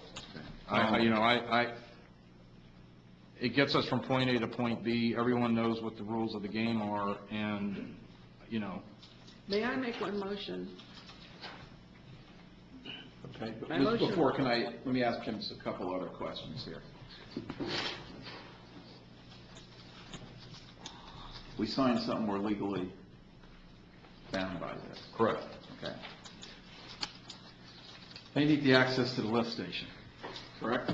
The lift station is old and needs to be replaced, correct? So if we don't do it, what happens? They have to put the lift station somewhere else? Or now we cause a problem in the system here. My thing to you, Jim, are you comfortable enough with this, the way it is, that we're protected? And basically, we're giving an easement to them. Well, We're not giving them the property. Well, the other issue is they've come to us to get something from us. Frankly, I'm not sure that they need a contract anyway. They could have come here and just asked us if they could have had an easement. I don't know why we're having a contract to begin with, other than maybe they need to have it to create the paper trail for the state of Florida for the FCT grant. I don't know. When we did this a year ago, we selected option 2, correct? Which was to give them the easement. Correct. Right? So if we already gave them the easement, and we're in an agreement between us and the county that the easement's there, then we're not selling the property. So why are we even have to get into an agreement with them? Again, I don't know the answer to that question. This is what they proposed to us, and I'll tell you. It's because we have to buy the property from FCT, so we have to have some agreement with FCT to do that. And then we have to accept the money from Brevard County for that purchase. And they want basically an agreement to do that. So that's what this all is. We have one agreement from Brevard County giving us the money, one agreement from FCT accepting the money, and then an easement going to Brevard County. If we're not selling anything. We're selling an easement. There's a value created here. There's a value to an easement. That has to be resolved. That value has to be resolved. They're buying the easement rights to the property. Correct. Yes. Since they're taking that out of the use of recreation, FCT requires them to purchase that easement. Okay, so that's the end that Yes. requires your purchase. That's correct.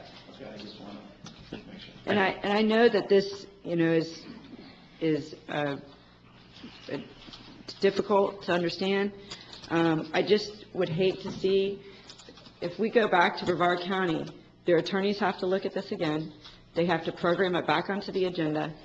And, it basically creates another 6 months of work for the county to go through that because we don't like the language of it, and I would recommend not doing that. Mine is not the language, but I understand. my thing is, is it legally correct? So we are not going to get ourselves in trouble somewhere down the road. So Jim, you're my attorney. I don't think there's an issue legally with it, and I actually think the agreements are more for the agreements to me, what's the best way to put this?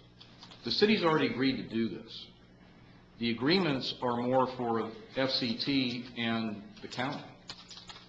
And we just have to go along for the ride, is what it seems to me, because we've already agreed to do it. We don't have to enter into this contract to give this easement. The county wants it, and FCT is requiring the compensation for it. And FCT apparently has already agreed to the addendum. They've signed off on the addendum, apparently. So really what they're doing is they're just agreeing creating for us to be a pass-through. Correct. That's what they're doing. Okay. Okay. I would like to see us have a motion just on the easement document and then another motion on the other two documents, because I can support this easement document if the parcel number is corrected. I cannot vote yes for the other two documents. So with that, I would like to move, first of all, that with the correction of the parcel ID number, that we approve the perpetual lift station easement. Jim, can this be passed without the total signature of the three documents, or the passing of the documents? My understanding is no, because there has to be the background for the pass-through for the cash. Okay. I just wanted to clear one point on this subject. You said that, or it's being said that the council has already gave them permission for the easement. That's, in reading the staff notes, that's not exactly true. What was presented was two options of easements, option 1 and option 2, and the council chose to go with option 2. Right. That's what was presented. That's what was agreed to, was we like option 2. That we agree on that, right? Right, we agree with that, yeah. Okay. So I have a motion by Councilwoman Gott. Is there any second on that motion? Hearing none. Is there another motion? So you need a motion in totality with the change of the parcel number for signature, is that correct? Yes. Okay, so. He says we need a motion for signature with the correct ID number. On the easement. Then I'll make that motion. Okay, I have a motion by Councilman Breimer. Do I have a second? I'll second that. Okay, a second by Councilman. I don't understand the motion. Repeat it. The motion is to accept, according to Mr. Beadle's recommendation, to accept the document in its totality with the change of the parcel number. Therefore, the mayor would sign the document. And when you say in totality, you mean all three of these documents? Yes. Yes. I have a motion by Councilman Breimer. I have a second by Councilman Osmer. Okay. Any further discussion? This time I'll open up for public. Public comment? Hearing none, back to council. Further council discussion. Okay, Lenore? I'm sorry, who seconded that, sir? I did. Osmer? Okay, Councilwoman Gott? No, and I want the record to reflect that I'm voting no because of the errors and ambiguities in two of these documents, the contract and the addendum. Okay, noted.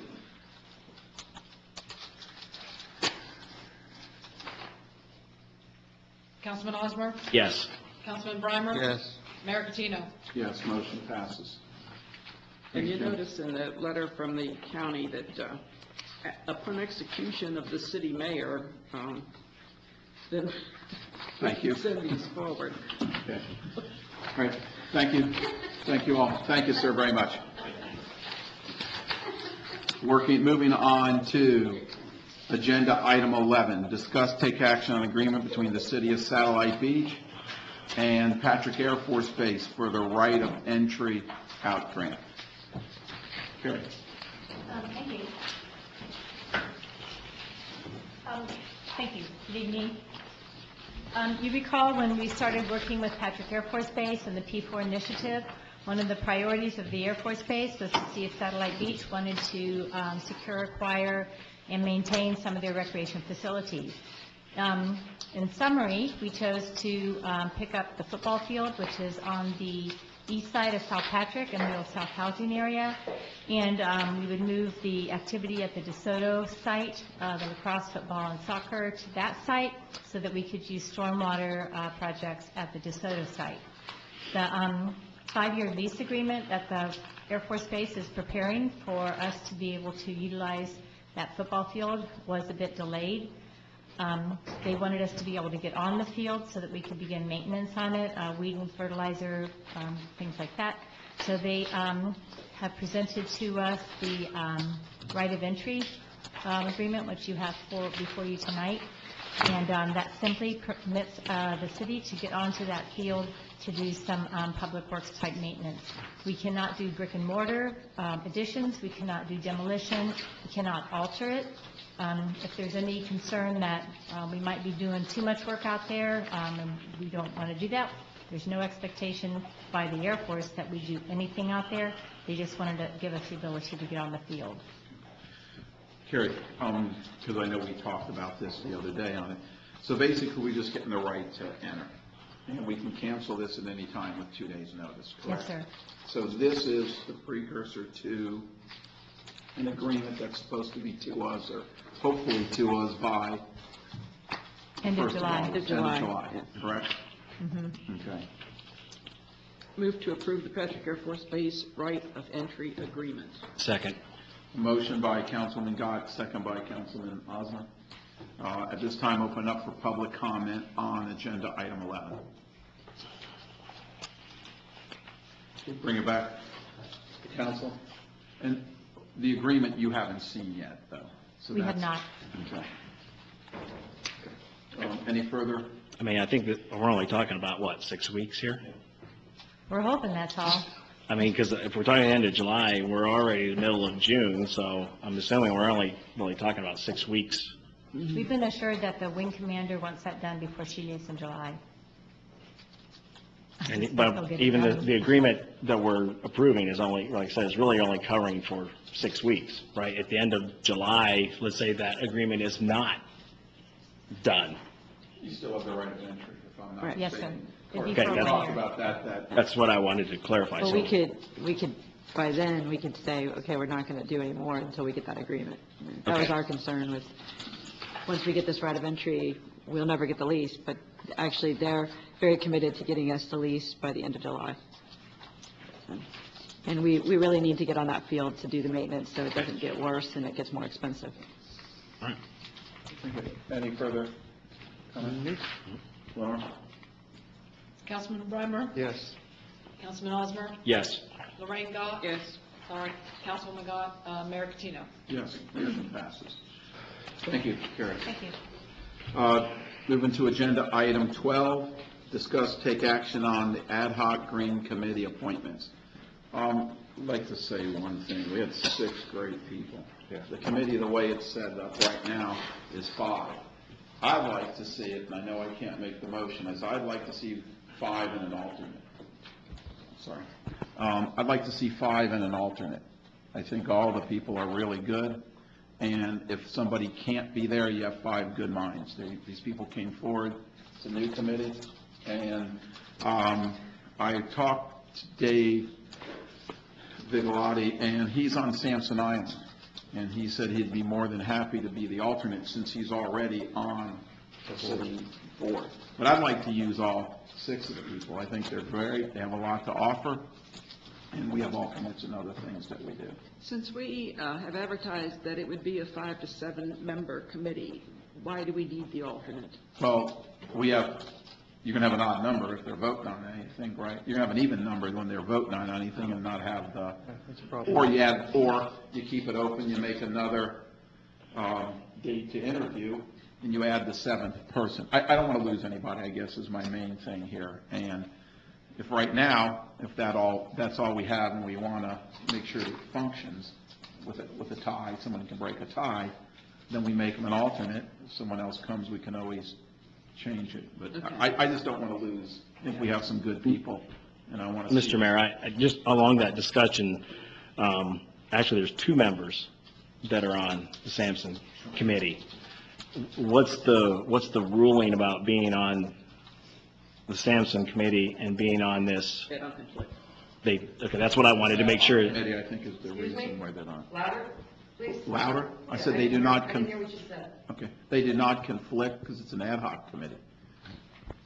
That's, obviously, my concern was I didn't want to lose a bunch of members from the Sampson committee to go over this, so I just want to make sure we were good at that wasn't an issue. Let me clarify that. It's not that whether they conflict or not, it's whether or not it's a truly advisory committee or not. If it's a truly advisory committee, then the dual office holding, which is what it is, not a conflict, it's what they call dual office holding, and that's not implicated if it's a truly advisory committee, as a general premise. And so, at this point, it's an advisory, they're going to put together a report. If at the time the report comes in, just thinking down the road here, and we say, this is a really good committee, we want to keep it as an ongoing board.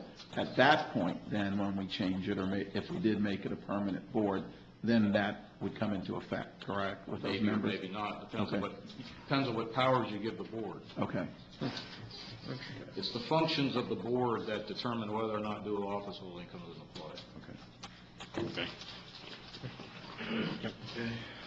Since this is a agenda item, I'll open up for public comment.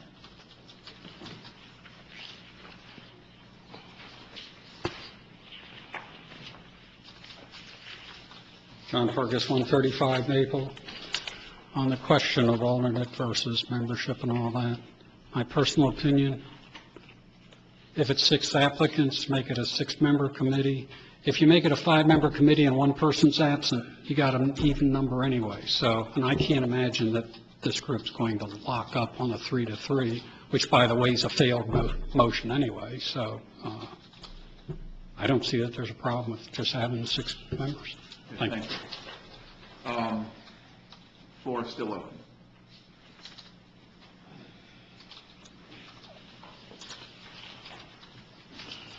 Dale Abrams, a resident of the CRA. Thank you, folks, for applying. You do have some really good people here, but I found it very interesting that no one really talked about the initiatives. I'm assuming everyone got a copy, and I think Courtney put this together, took the time and effort to do this, and no one really brought up the initiatives, which I think that's kind of a starting point on what you want them to kind of look at going forward. And, I mean, there wasn't really any questions from the council regarding the initiatives, and some of the applicants didn't talk about it. So, my question is, did the applicants all see this on the website? Because it was available on the website, and hopefully you did see this. Because there's some things on there that you all, I know, will be interested in. Did you see this? Thank you. Clearly, I read that. Okay. Yeah, it's on the back of the application. Thank you. Still open? Hearing no further, I'll bring it back to council. Council? I agree with John's comments on primary versus alternate members. I don't know, these folks, they stepped forward when we wanted them, and I just would like for them all to be primary members. Okay, that's fine. I just want them all on it, so that's fine. That's fine. I'm okay with it. I think, again, I think we started out, we said 5 to 7, so. And I'll move that we appoint Jeff Chasteen, John Fergus, Josh Paz, David Bigliotti, Scott Waymeyer, and Eugene Matthews as primary members to the Ad hoc Green Committee. Thank you. Motion by Councilman Gott. Do I have a second? Second by Councilman Breimer. Further discussion? Yeah, and this is procedural, Mr. Mayor, more than anything else. Having not done this in a while, usually the discussion comes up of what the format for the first meeting happens to be. And in the past, as in your position, you typically chair that first meeting until there's a chair selected. I mean, it was working with the city manager as to what the agenda was going to be and that sort of thing, and there's a transition process that goes, but that would be my recommendation, if you don't mind doing that, because it kind of helps get the meeting going, and once it's going, you're out of it. But Great, I'll meet with Courtney, and we'll definitely, and some board members, and make it happen. Thank you, sir. Any further discussion? Hearing none. Lenore? Councilman Osmer? Yes. Councilman Breimer? Yes. Councilwoman Gott? Yes. Mayor Patino? Yes, motion passes. And everybody, thank you very much for applying for the board and looking for great things. Good way. Okay, moving on to agenda item 13, discuss take action on Florida Sea Grant College Program grant authorization. Thank you, Mayor. Staff is requesting for you to approve the required $10,000 per year match for the Florida Sea Grant College Program grant submittal in partnership with Stetson University and the University of Florida.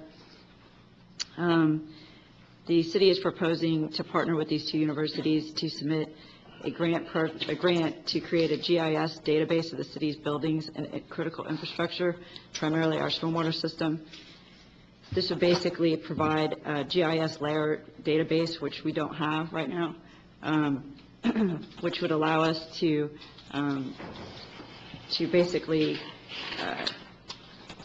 create the database that we need to do all of our future stormwater planning. And then the GIS infrastructure building footprints is basically a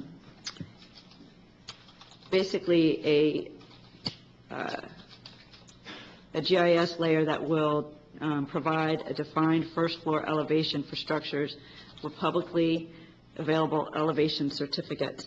And this is basically a model that Stetson University wants to develop to assist communities in creating the information necessary to get better flood insurance rates through the National Flood Insurance Program Community Rating System.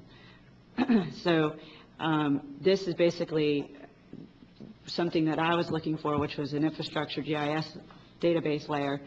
And then also on top of that, they were wanting to use our city as a model to develop their GIS building database, basically to create their model for the National Flood Insurance Program. And so we would be basically a beneficiary of something that they're trying to accomplish.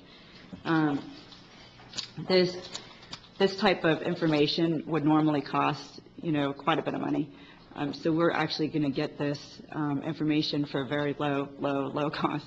The two universities are very interested in this project because it's creating a model that can be applied elsewhere. And for us, we're a very small city, so it's a manageable project to start with.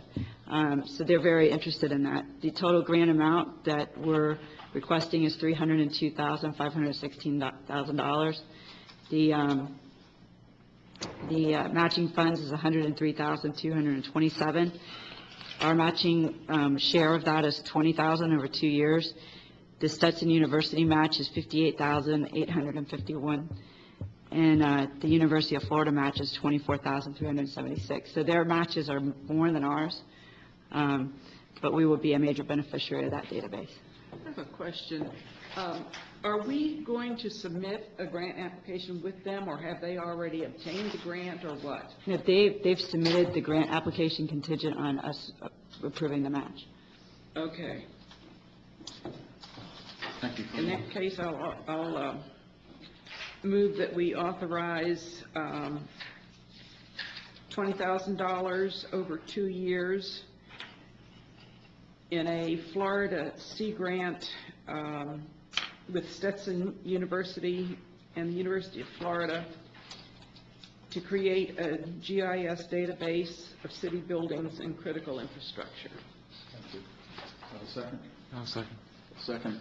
I have a motion by Councilman Dodd, second by Councilman Breimer.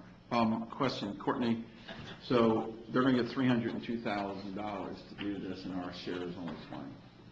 Our share of the match. Right. Right. So let's say we didn't do this and we went out to pay for this. Any idea? For a city of this size, I wouldn't know. I know that when I've done major GIS projects in previous cities, they're in the hundreds of thousands. And then we're going to use this to help map and model our future stormwater is the key to this. So when we do stormwater master planning, this would be basically the database that we would use in the future. Okay, so you've done this in the past. I guess my question is, what do we own for our 20,000? What do you get a document? Do you get a database? Do you get? Get the GIS layer. Okay, so does that update or change over time, or is that pretty much a static document moving forward? What we get would be, that would be the initial, and we could change that. And as time goes on, we can add to that. If we build something, we can change it. Okay. All right. That, the database, for lack of better words, that's out there, is that something that's only available to John or the city council or the residents, or who has access to it, who can have access to it? If you have a GIS platform that can support the database so you can view it and manipulate it, you can come in and request it. That's all public data. Okay, and one other thing, this is maybe just an overall question. I know, we always put in here budget impacts, and we just basically say it's $10,000, but, I mean, where in our budget do we take that $10,000, or? We would budget for that for the next budget year. So that grant doesn't start until next year, at least, in October, I believe, of next year. It's a very large grant, actually, for this type of work, and it's a pretty big undertaking. So, and that grant program itself is real competitive, so they won't know probably until July of next year whether we got it or not. So we would just budget for next year. Right, I just look at it from the point where we're saying, yes, the budget impact, that statement. I guess what I'm kind of looking for is, it impacts our budget. Where does that impact our budget specifically? What account, what fund, or I would what? tell you that if we were in this budget year, if we were taking it out of this money, but we're not. We're taking out of next, so we'll plan for that. Okay. So when we create that budget, we'll let you know where we put that. At this time, open up for public comment on this agenda item.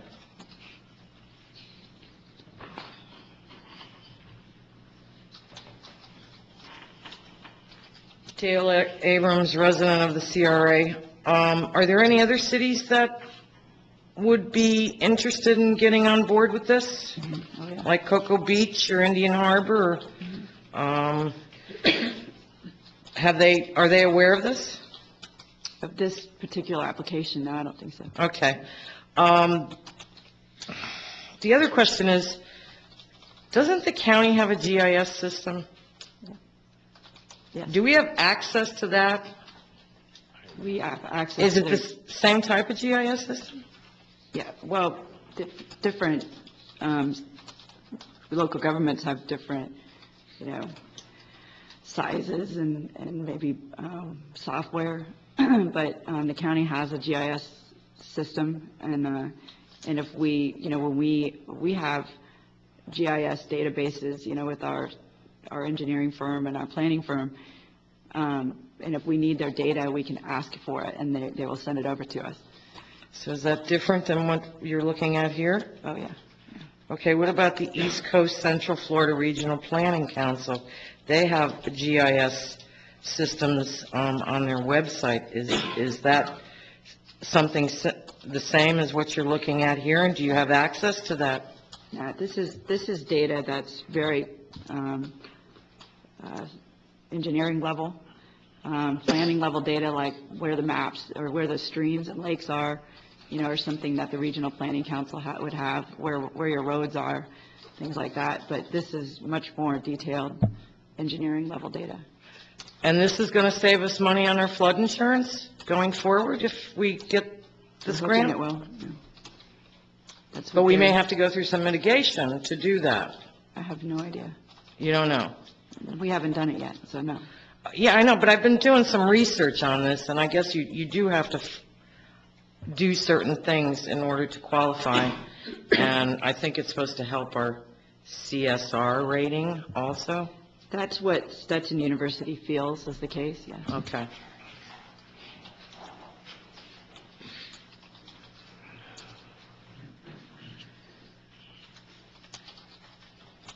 John Fergus again, 135 Maple.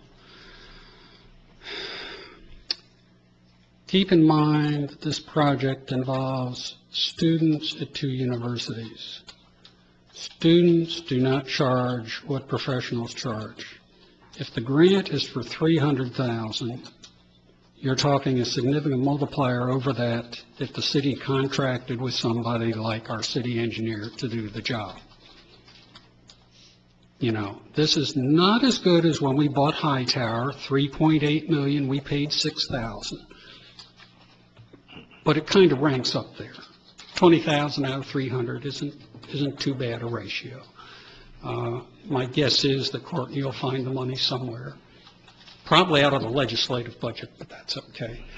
And the importance, it cost us, remember in 2009 we got a grant, and half of that money, half of that 25,000 got us a GIS layer called a digital elevation model, which is so big I can't run it on my GIS system.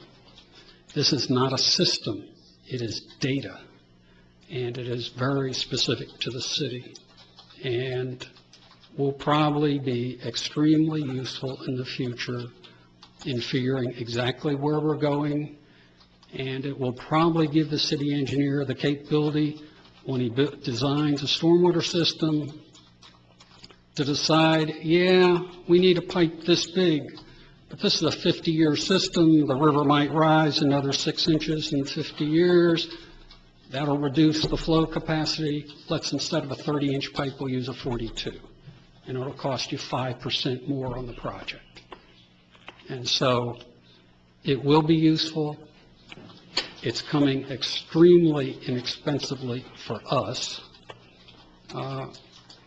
Plus, I think, again, it puts the city out in front into looking at things. Whether they come to pass or not doesn't matter. We're planning in the eventuality. Thank you. Thank you. Floor is still open. Thank you, John. Hearing none, back to council. Any further questions? Lenore? Councilman Osmer? Yes. Councilman Breimer? Yes. Councilwoman Gott? Yes. Mayor Patino? Yes, motion passes. Thank you, staff. Moving on to agenda item 14, discuss, take action on city council's 1516 legislative priorities.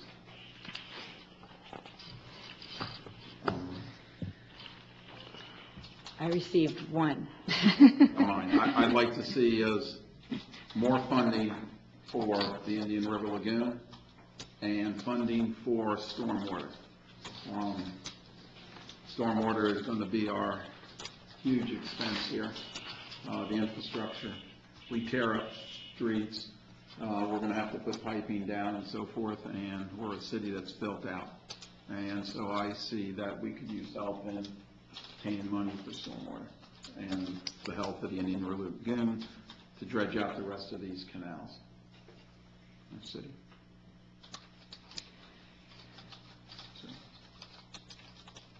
I'm fine with that. I think that's, yeah, that seems to be where our biggest interest and need is at this point in time, so that's fine with me, Frank. I think it would be good for Councilman Osmer to talk about your utility.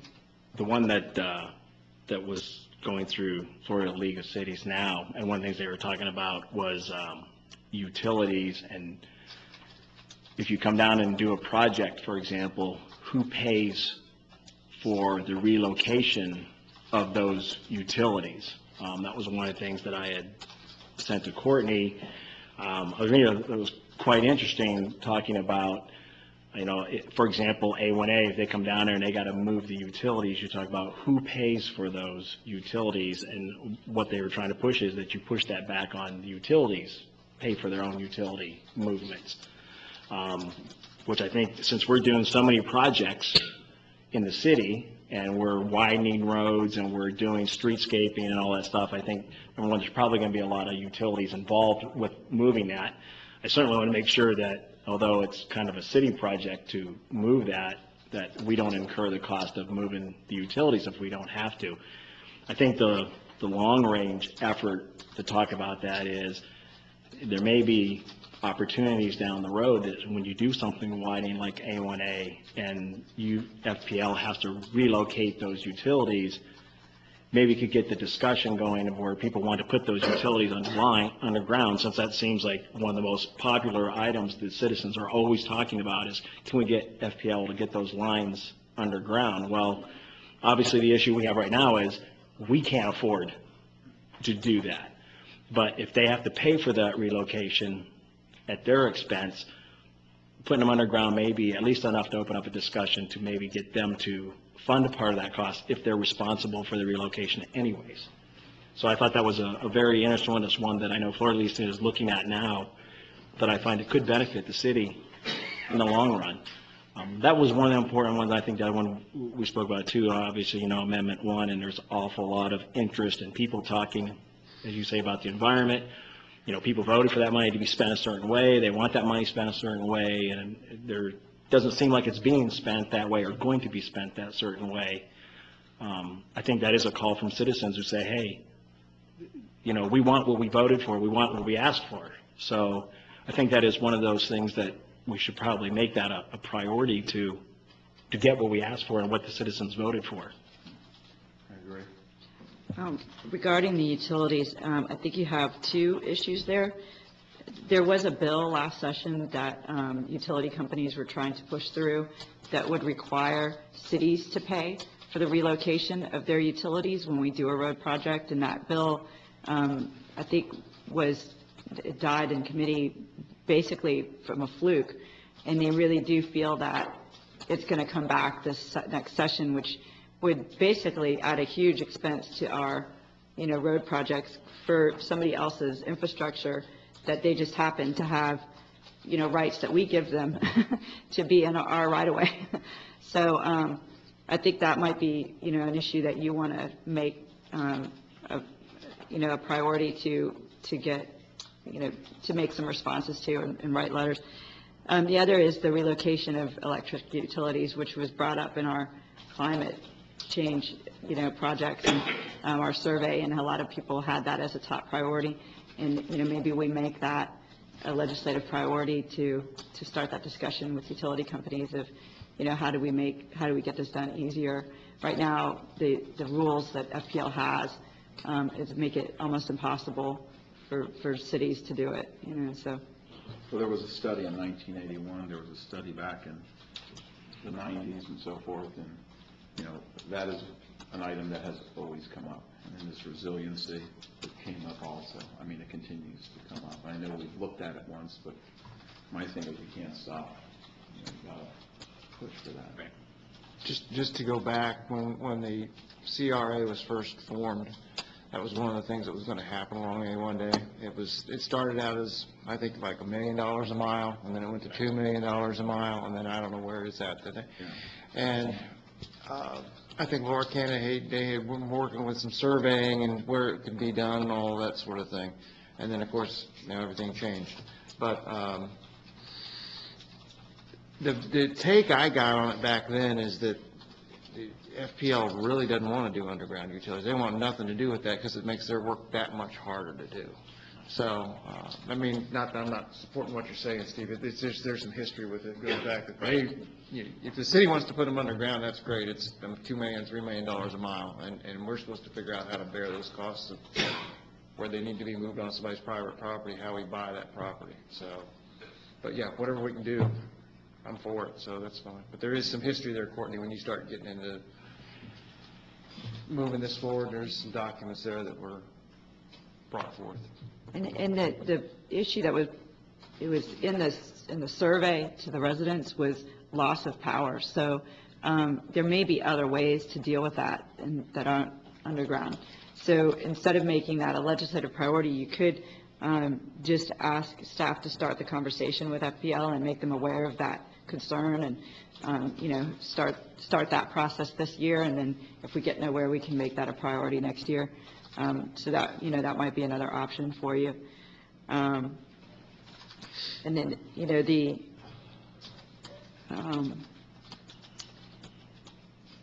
you have Amendment 1, Indian River Lagoon, and then, you may want to start requesting some state resources or state applications for resiliency planning, because that's something that we've, haven't been able to get from a statewide level. We've been applying to state grant agencies who kind of, use their grants and, call it something else, like emergency management planning or something like that, just so they can deal with the issue without, saying they are. So that might be something else that you could consider as well.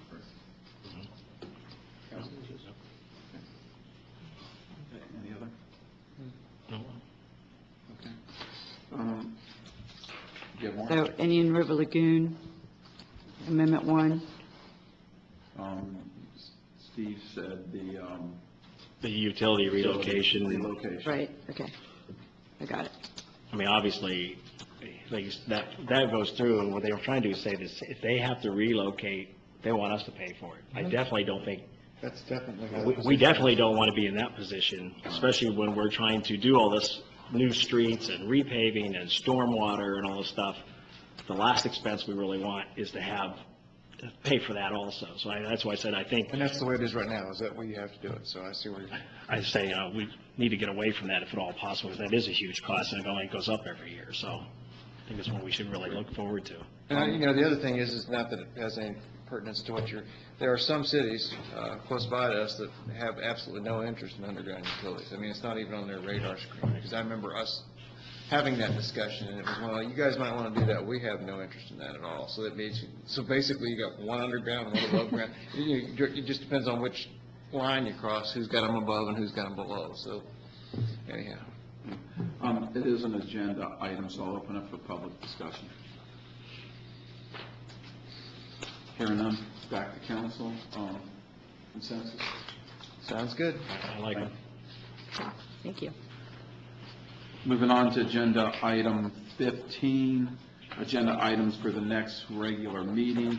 They're listed here. Also, if you have any additions to it, please see Courtney and staff on getting them added.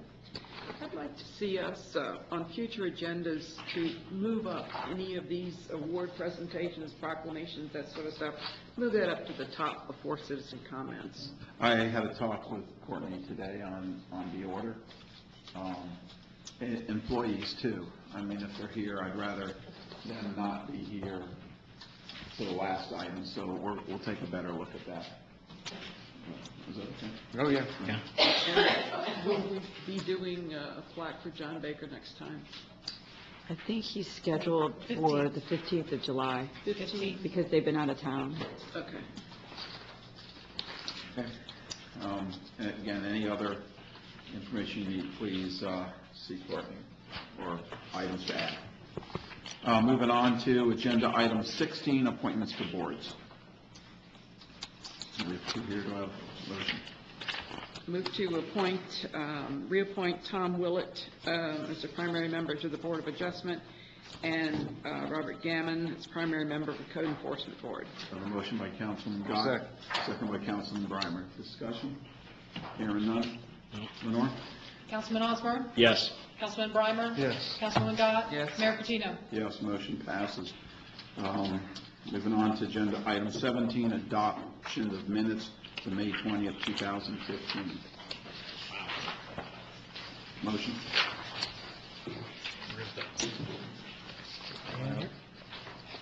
Is it here somewhere? See them. We don't I have sent them by email. Yeah, I For didn't you print, guys I to didn't print it. review. All right. Can we put this on our next Yeah. agenda, please? Yeah. So I'd like to have it Yeah, not a problem. rather than that. That's all right. Okay, we'll add that to our next, Courtney.